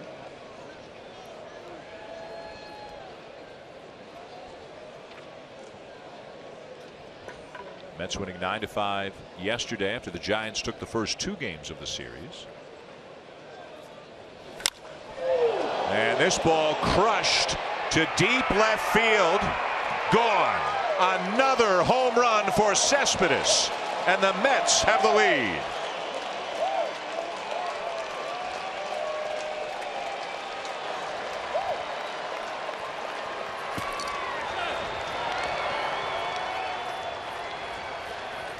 Well, Samardzija has had some troubles at times this year when he's been in the stretch. It looks like a split-fingered fastball, and it's down, and that is the happy zone for Yoenis Cespedes. He wears out pitches down and on the plate, and despite looking like he's a little bit out in front of that, he keeps those hands back just long enough to get the barrel to it and send a no-doubter out to left field and give the Mets the lead. The Mets may struggle offensively at times, but one thing they can do is hit home runs. They have scored 52% of their runs this year on home runs. If that pace continues, it would be the 2nd highest percentage in the history of the game. The Blue Jays in 2010 scored 53% of their runs on homers. Not ideal, probably. You want to be able to score in different ways. And look, the way their lineup is constructed now, it's going to continue. If they're going to play well, they're going to continue to hit the ball out of the ballpark. When you have a middle of the order with Cespedes, Bruce, Walker, Curtis Granderson, who's moved into the 2-hole, those are guys that are going to hit the ball out of the ballpark.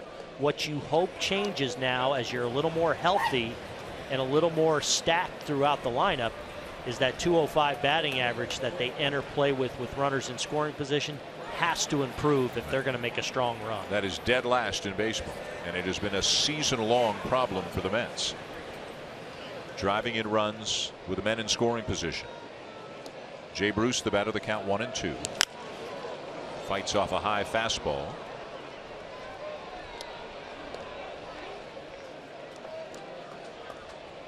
And there is bullpen activity. Right-hander Derek Law is up. He has become a big part. The rookie has become a big part of the Giants' pen.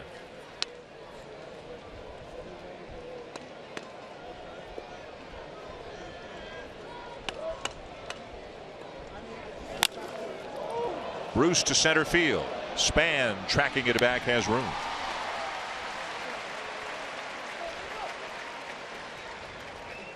So Cespedes came off the DL Friday, hit 2 home runs yesterday, has hit another one tonight. All baseball fans know that Cespedes is hot, is about as hot as anybody's hot. And the Mets need all they can get if they're going to get back into it. And sometimes when a great player comes right back into the lineup and does immediate damage, that's the kind of environment it creates in there. And for a team that has struggled as much as the Mets have, especially with runners in scoring position, you start to lighten the mood a little bit in the dugout. Now all of a sudden you get a big hit. Cespedes had a big double with runners in scoring position in his first game back before the home runs. Those are the kind of things that start to snowball and guys start to feed off, and that becomes a little bit contagious as a team, and that 205 can turn in a hurry.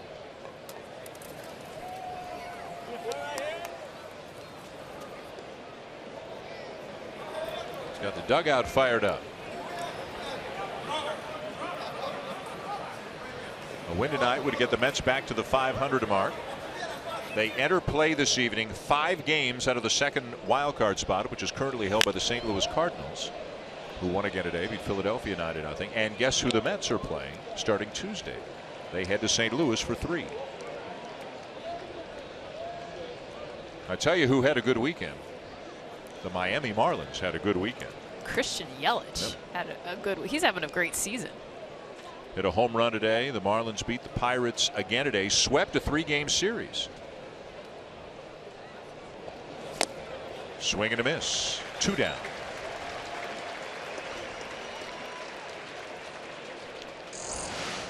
We mentioned the Royals are hot. They've won 8 in a row, completed a 4-game sweep of Minnesota. They're now just 3.5 out of a playoff spot. Justin Upton had a couple of home runs, 6 RBIs. By the way, so did Nolan Arenado in a Rockies win over the Cubs. And as mentioned, the Marlins sweep Pittsburgh just a game and a half back of St. Louis for the second wild card spot. The Pirates 3 back, the Mets 5 back. Tell you what, those balls Upton hit today, both over 430 feet. Man, a welcome sight for the Tiger fans who have kind of watched Justin go through a tough season. Justin Verlander got the win today for the Tigers. Went 6 innings, gave up just 1 run as Detroit earns a 4-game split with Boston. There's a looping base into left field off the bat of James Loney.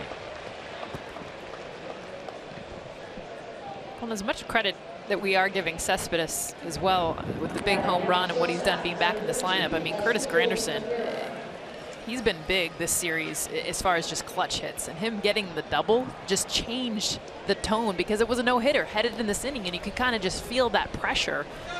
Granderson and Samardzija even got frustrated and said he just flicked his hands at the ball. It frustrated him. And think about where Granderson hits in this lineup. And again, a guy that's struggled a lot this year, but you would still think it's reasonable to think that he could have a nice run in him. And when Granderson is right, one thing he does a lot is walk and hit for power. So getting on base in that 2-hole ahead of Cespedes, ahead of Bruce once you get him rolling. So this Met offense that's been so feeble at times this year really right now has a chance, more so than any time in the year, I think, to go on a nice little run.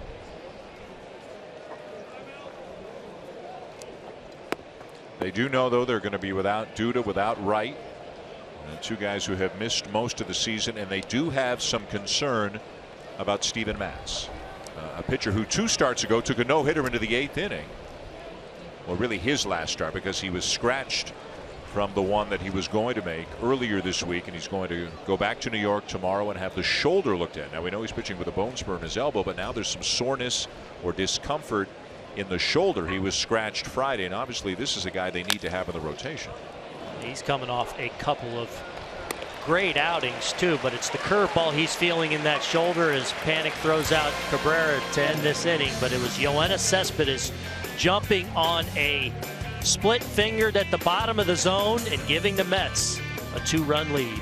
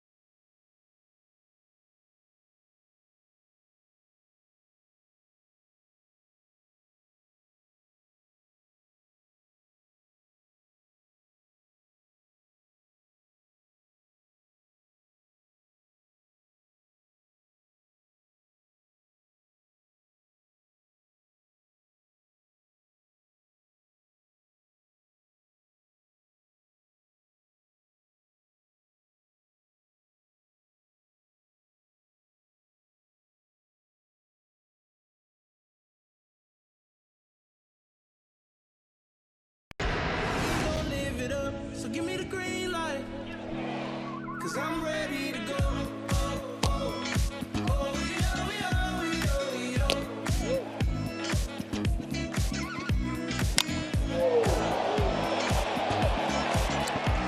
Jeff Samardzija took a no-hitter into the 7th inning. Curtis Granderson started the inning with a double. Yoenis Cespedes hit a home run right after that. And the Mets have a 2-0 lead going to the bottom of the 7th. And now the focus shifts to Noah Syndergaard, who has given up just 2 hits through 6 innings. He has walked 1, struck out 6, and he starts the inning having thrown 75 pitches. He'll face 2, 3, 4. Nunez, Belt, and Crawford. Nunez didn't like that one bit. And that's a couple times that he's called that pitch on Nunez. That ball running in off the plate, that probably is a ball. And Nunez is saying he swung at it a couple times too, but that's a pitch he's absolutely got to ignore. And when you open up that inside part of the plate, it makes him vulnerable on others. And a soft liner to short for out number 1. Noah Syndergaard just picked up an out in the 7th inning for the first time in 8 starts. The last time he picked up an out in the 7th inning was back on the 3rd of July against the Cubs. This is something he was doing with regularity in the first part of the season, not so much lately. Well, and a big part of that was the defense behind him. I mean, they were making some errors that then increased his pitch count and didn't allow him to get to that 7th inning. Not to take any of the attention of what he wasn't able to do, but the D has definitely improved getting a lot of these starters back. But now it's just 78 pitches here with 1 out in the 7th inning. Incredibly pitch efficient tonight, filling up the strike zone, knowing he can trust his great repertoire of pitches. 2-0 the count on Belt, who has flied out and struck out. Both Syndergaard and Samardzija just not afraid to go inside. They've done that consistently. And that just helps set up everything else they throw, because they don't just have 2 or 3 pitches. They've got 5, 6, and some of those are off speed, and being able to establish that fastball inside has been their bread and butter so far this game. And a strike, 3-1. And what's big, another thing that's big about Syndergaard possibly getting deep in this game, Addison Reed threw over an inning in yesterday's ball game, was iffy if he would be available, their 8th inning guy with a lead. So if Syndergaard can continue this, no reason to think he can, possibly getting them through the 8th, and if not finishing himself, at least putting it in a position to hand the ball off to Familia to try and even out this 4-game set in San Francisco.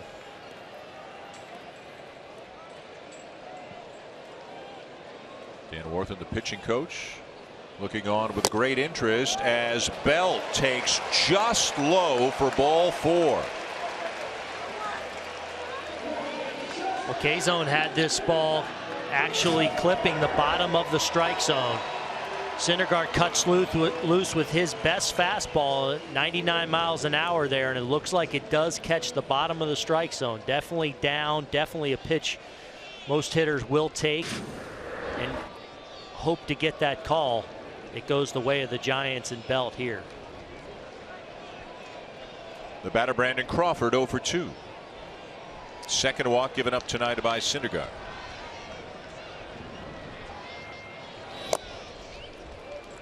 The Giants have not had a runner in scoring position tonight. They've had 2 men thrown out on the bases. Renny Rivera throwing out Trevor Brown and Eduardo Nunez.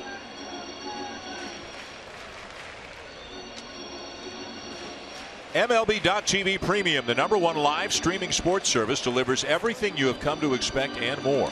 Watch every out-of-market game live in HD on over 400 supported devices. Includes a free subscription to At-Bat Premium, the #1 app for live baseball. Blackout and other restrictions apply. Visit MLB.TV for details. Obviously a Samardzija fan. Rooting on the Shark, who had a no-hitter through 6 before a Granderson double and a Cespedes home run in the top half of this inning. Gave the Mets the lead they now enjoy.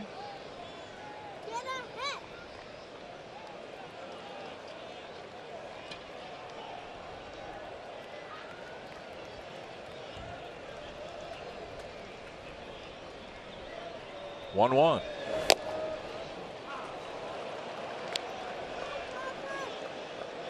Crawford not happy with that last location. Syndergaard backs him up with 2 consecutive fastballs. First one was a strike on the plate. Last one a couple inch or 2 off.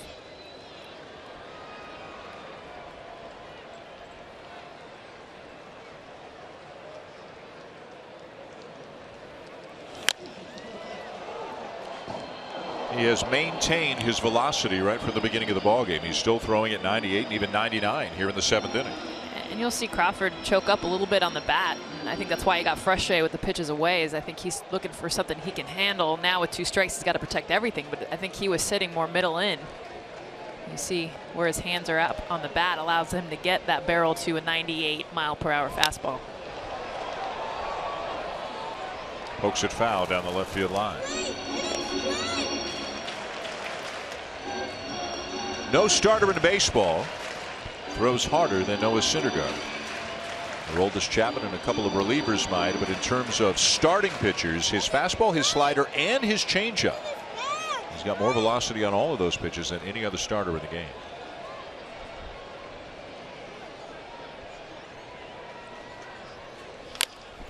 Ground ball to second. There's 1 and 2. And that will end the inning. Through 7, Syndergaard and the Mets still leading 2-0.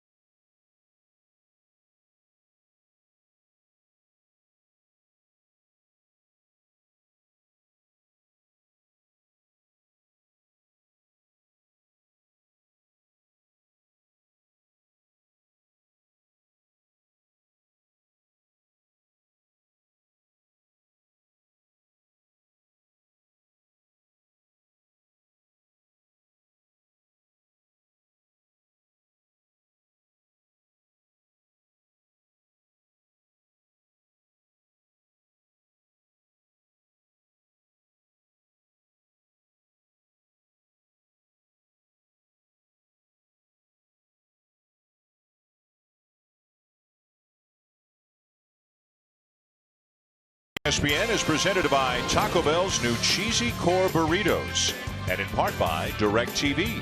If you call yourself a sports fan, you've got to get DirecTV. Call 1-800-DirecTV.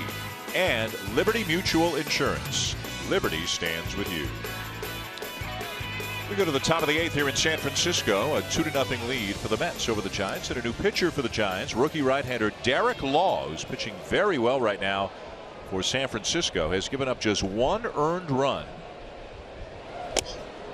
in his last 21 outings. Now that run was a game-winning home run hit by Jung Ho Kang on Tuesday, but other than that, Law has been sensational, and he keeps climbing the ladder in this Giants bullpen into a more and more prominent role. And the bullpen, which has been a little bit of an issue at times for the Giants this year, looks like it's starting to settle in a little more. Law getting more of an influential role at the back end. Sergio Romo is starting to throw the ball like he has much of his career, especially against right-handed pitchers, or hitters, excuse me. But Law with a fastball slider, you saw the curveball there, doing a real nice job of getting both left and right-handed hitters out, and gives Bruce Bochy some flexibility as a guy that can get both sides of the plate out. Sharply hit into right field, a base hit for Rivera. Time now for our greater coverage of baseball plays of the game, brought to you by T-Mobile. Well, the difference is Samardzija and his location. First with his fastball up in the zone, locating it, getting the swings and misses, and then the Granderson, the first hit he gives up down in the zone over the plate, and then his split all game long, getting the swing and miss. Look at the depth. But when Cespedes, he throws it over the plate, it doesn't have that same late movement. And that was the difference between Samardzija and no hits, giving up the 2 runs. Syndergaard up there to sacrifice, showed bunt, pulled the bat back, and he took a strike on the first pitch. We know he can hit, and we know he can hit for power. He has just 2 sacrifices this season. And part of the reason, I think, look how he kind of leans over at the waist. He bends with his upper body at the waist instead of really trying to sit in his legs. When you sit more in your legs, it kind of looks like he's doing it there, but he's going down at it with the bat instead of moving up and down with your legs with the pitch. That makes it much easier to lay the ball out there. He looks a little stuck right there. Well, just receiving it instead of pushing for it, unless he was going for a push bunt. But the best part of bunting is you want to catch it. Yeah, you want to sit down, more of the weight on your back leg, and sit down, and then you can move up and down with the pitch with your legs as opposed to with your upper body. Squares again and gets it down, but they'll get the lead runner. They'll get both of them.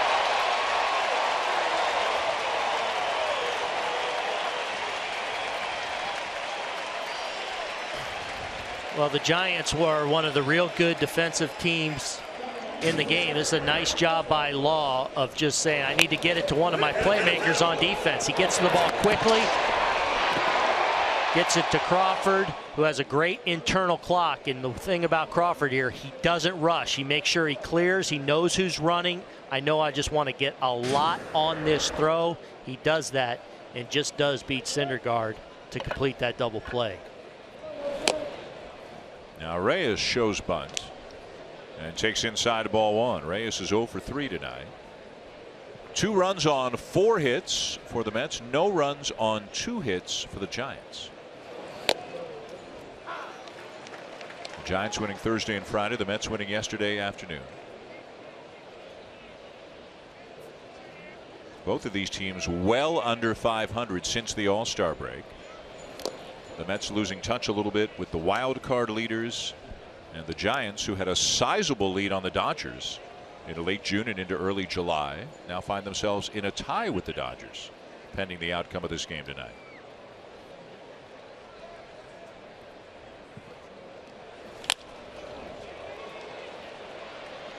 Into shallow center, and that's the inning. We go bottom 8, 2-0. The Mets lead. Pence, Panic, and Blanco coming up for the Giants.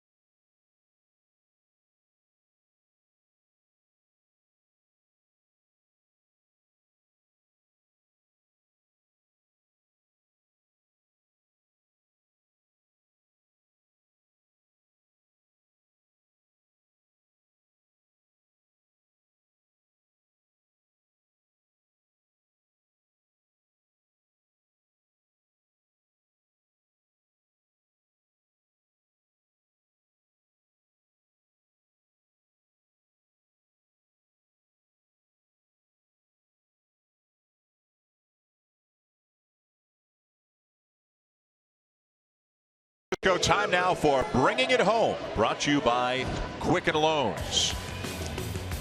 Jeff Samardzija took a no-hitter into the 7th inning. Granderson led off the inning with a double, and then Yoenis Cespedes did that. His 3rd home run in 2 games, his 25th home run of the season, and that swing has provided all of the offense in this game. The Mets lead 2-0.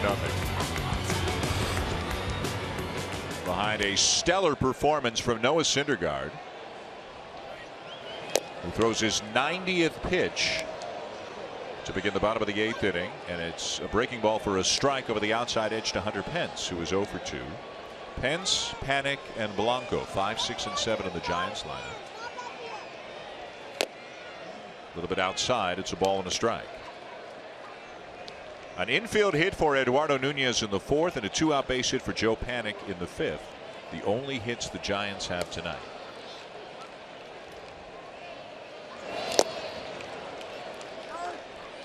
No one has really squared up against Syndergaard. The 2 hits was Joe Panic kind of just going with, outside fastball, flicking his hands at it, and Eduardo Nunez rolling over a ball that he beat out running down the first baseline.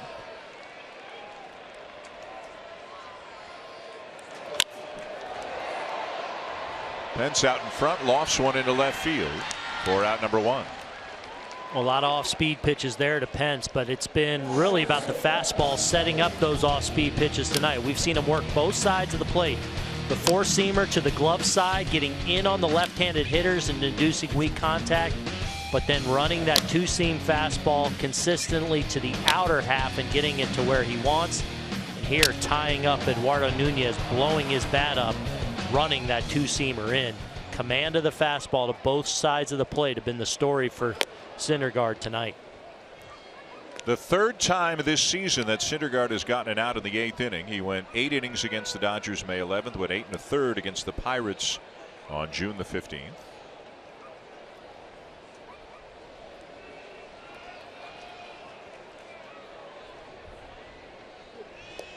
He does not have either a shutout or a complete game at the major league level. This is his 2nd year in the big leagues. This is Syndergaard's 49th major league start.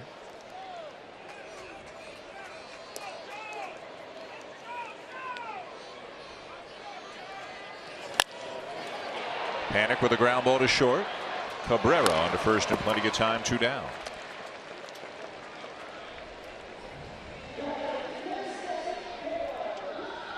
Coming up this week on ESPN Tuesday night, this will be fun. Ken Griffey Jr., a guest analyst, as the Mariners, who are right in the hunt for a playoff berth. They host the New York Yankees. A look at baseball globally, focusing on Japan. Bobby V will be in the booth Wednesday night. The Giants and the Dodgers in the middle game of a pivotal 3-game series.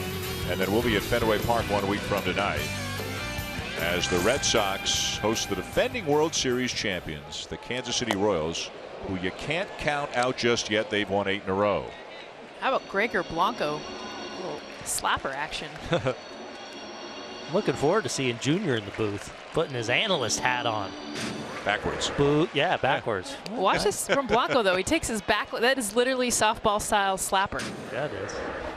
You know, he's got Reyes, new at the position at 3rd. He knows he's got him drawn in for that bunch. He's trying to whistle one past him. Set the table for Posey, who's sitting on deck. But may not get a chance this inning. Reyes in foul territory, squeezes it, and the inning is over. 8 outstanding innings for Noah Syndergaard tonight.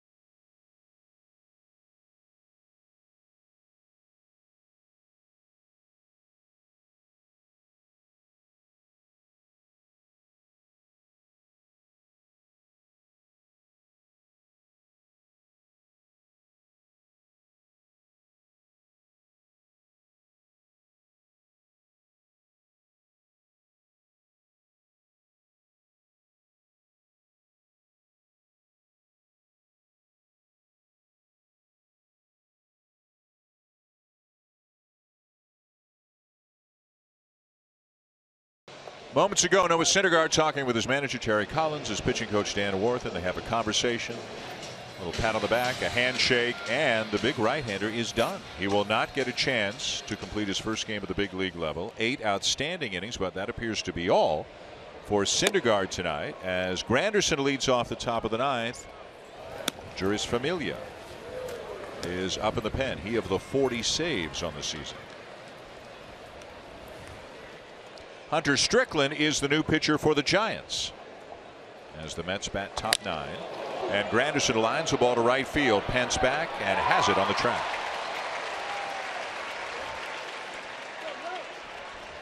Yoenis Cespedes, his last at bat, nothing but just breaking up. 2-run home run. Look at the launch speed, 110 miles per hour. 86 was the pitch. It was a splitter down the zone and a 30-degree launch angle. And that is exactly why he likes the ball down in the zone, because he knows how to drop the barrel. He has that steeper swing style. Struggles with pitches up, but if you get him down in his cookie zone, that's what he does with it. 25 home runs now on the season. That swing providing all of the offense in the game tonight as Strickland misses outside ball 1. Well, we take a look at Hunter Strickland there, who's a nice season for the Giants. Valuable member of that bullpen. You see the ERA well under 3. Good strikeout to walk ratio. Fastball routinely in the mid and upper 90s. Go with a slider. On trying to keep that a 2-run ball game. You know, we were watching as Syndergaard walked off that last inning thinking he's got to go back out there. 98 pitches, been in complete control of this game. The conversation, it looked like, between Worthen, Collins, and Syndergaard, it almost looked like maybe Syndergaard was in agreement. Like maybe he had hit the end from a gas standpoint. But a great performance by their young star pitcher, and something they really needed in a big game here for the Mets as they try and hang on in this wild card race in the National League. If the Mets pick up a win, they get back to the 500 mark, and they would be 4.5 out of the second wild card spot, as there's a liner to center, but to right it's Span. They would be 4.5 back of the Cardinals for the second wild card spot, and again they're heading to St. Louis to begin a 3-game series on Tuesday. Up to date with all of the results from today in the National League. If the Giants lose, then they are in the first wild card spot. The Dodgers would be in possession of the lead in the National League West. The Cardinals have the second wild card spot. They beat Philadelphia 9-0 today. Miami beat Pittsburgh again, swept a weekend series, and there are the Mets. It's a foul ball off the foot of Bruce. Well, it's going to be fun going down the stretch, as it usually is. The Dodgers and the Giants, the series starting Tuesday, but that's the first of 3 series before the end of the season. And it always seems to come down when they're within a few games of each other, especially in even years. Could be that final weekend here of the season when the Dodgers come up here. Yeah, they meet again after this week. They meet again in the second last week of the season in LA, and then finish the season with a weekend series here at AT&T Park.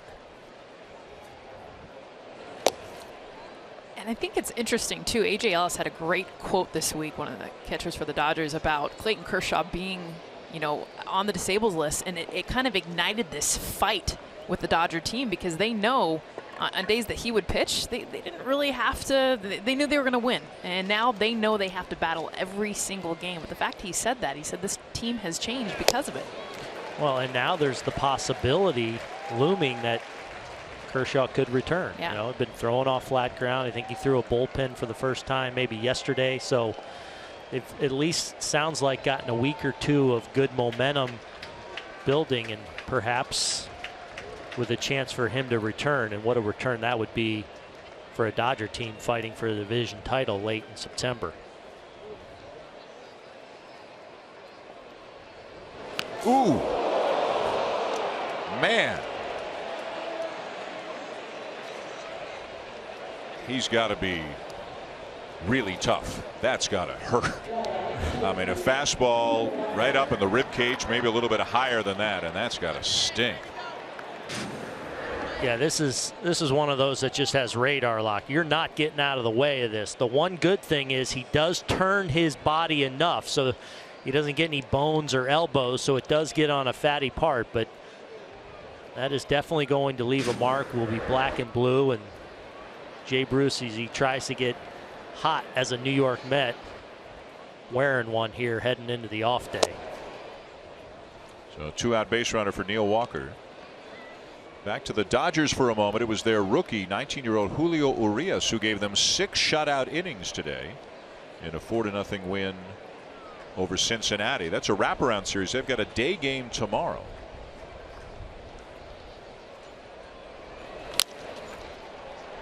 Ground ball for Panic, and now the inning is over. We're going to the bottom of the 9th. Juris Familia coming on to try to nail it down for the Mets.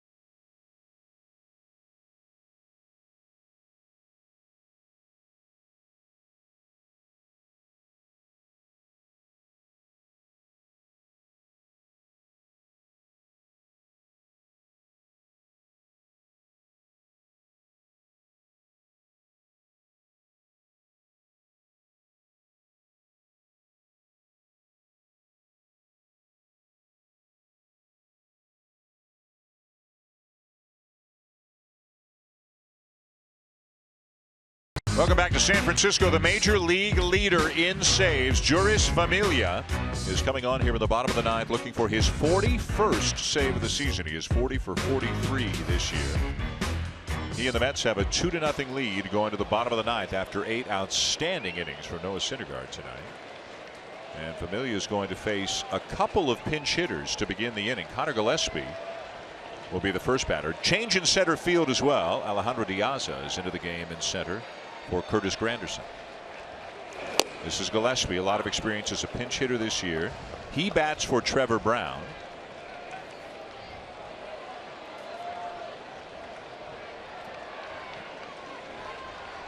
With Buster Posey on deck in the pitcher spot.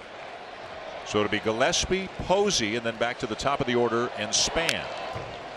Well, Familia with that familiar 96-mile-an-hour kind of bowling ball sinker that the bottom just falls out of it. He's given up more hits and allowed more base runners this year, a whip of 130. But he's done an outstanding job, as you'd imagine, with that downward action of keeping the ball in the ballpark and avoiding major damage. Just 1 home run allowed in over 50 innings.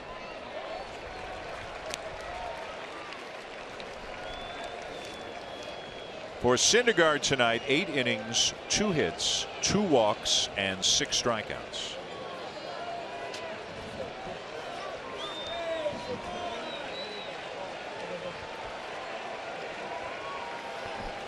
Dominant performance. Swing and a miss at 98.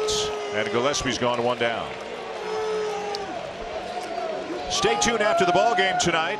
Sports Center comes your way next on ESPN. USA Basketball, a convincing win as they beat Serbia for gold at the Olympics. The college football AP Top 25 is unveiled, and a conversation with LeBron James. Bucci and Anderson standing by. Big ovation for Buster Posey.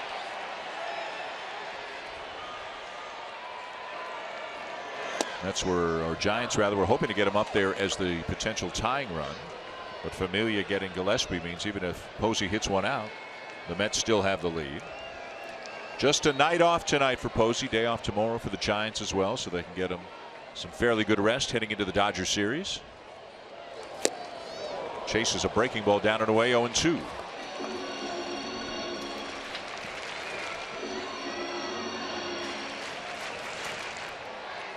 DeGrom and Syndergaard comparing notes. Two of the most talented young pitchers in the game. Mets trying to get back to the postseason after getting all the way to the World Series last year before losing to the Royals.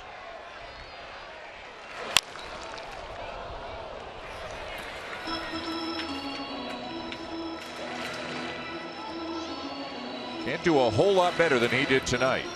And had some help from his catcher, Rene Rivera, throwing out a couple of runners. Well, especially now with the question marks about Steven Matz and his shoulder. Syndergaard and that guy next to him, Jacob deGrom, becomes so important if the Mets, again, 5.5 back in the wild card heading into tonight, if they're able to climb back in, those two guys would figure to have to be dominant at the top.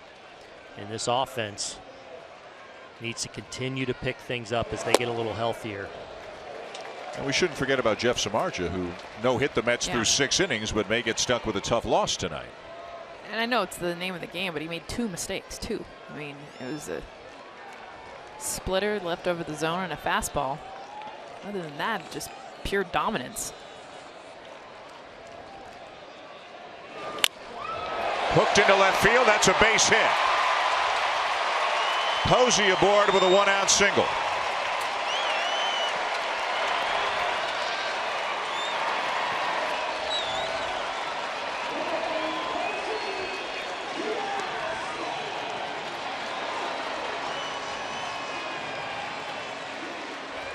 All Syndergaard can do is watch from the dugout as Familia now faces Denard Span.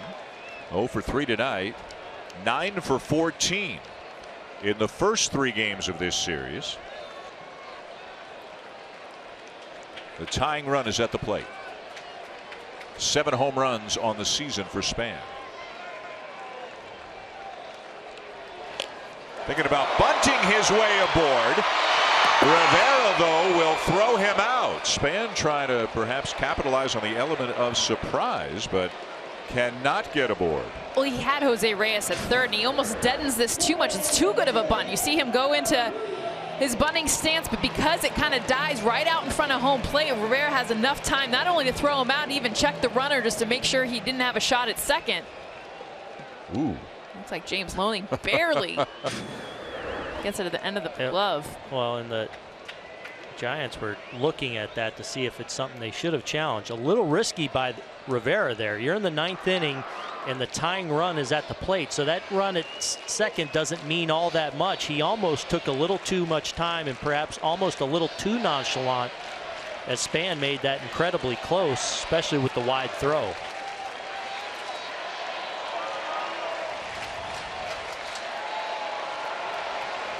So now the Mets are an out away, and the batter is Eduardo Nunez.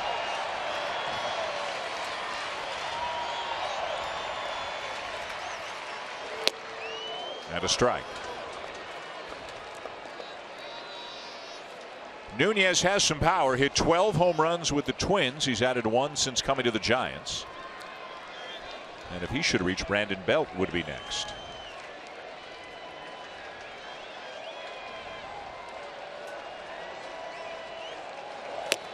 Oh, and 2. Well, we've seen some big arms in this game.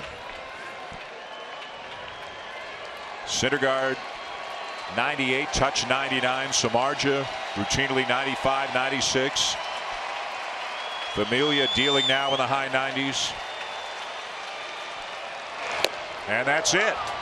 The Mets beat the Giants for the second game in a row. Syndergaard picks up the win. Familia, his major league leading 41st save of the season. And the Mets are back to the 500 mark and now 4.5 back of the Cardinals for the second wild card spot of the National League. They will play the Cardinals this week. The Giants fall a half game behind the Dodgers. They will play the Dodgers this week. A big week of baseball coming your way. Good game tonight as the Mets beat the Giants 2-0. Outstanding pitching. This has been a presentation of Major League Baseball. For Aaron, Jess, and our Sunday night crew, I'm Dan Schulman saying thanks for watching. Let's send it back to the studio now.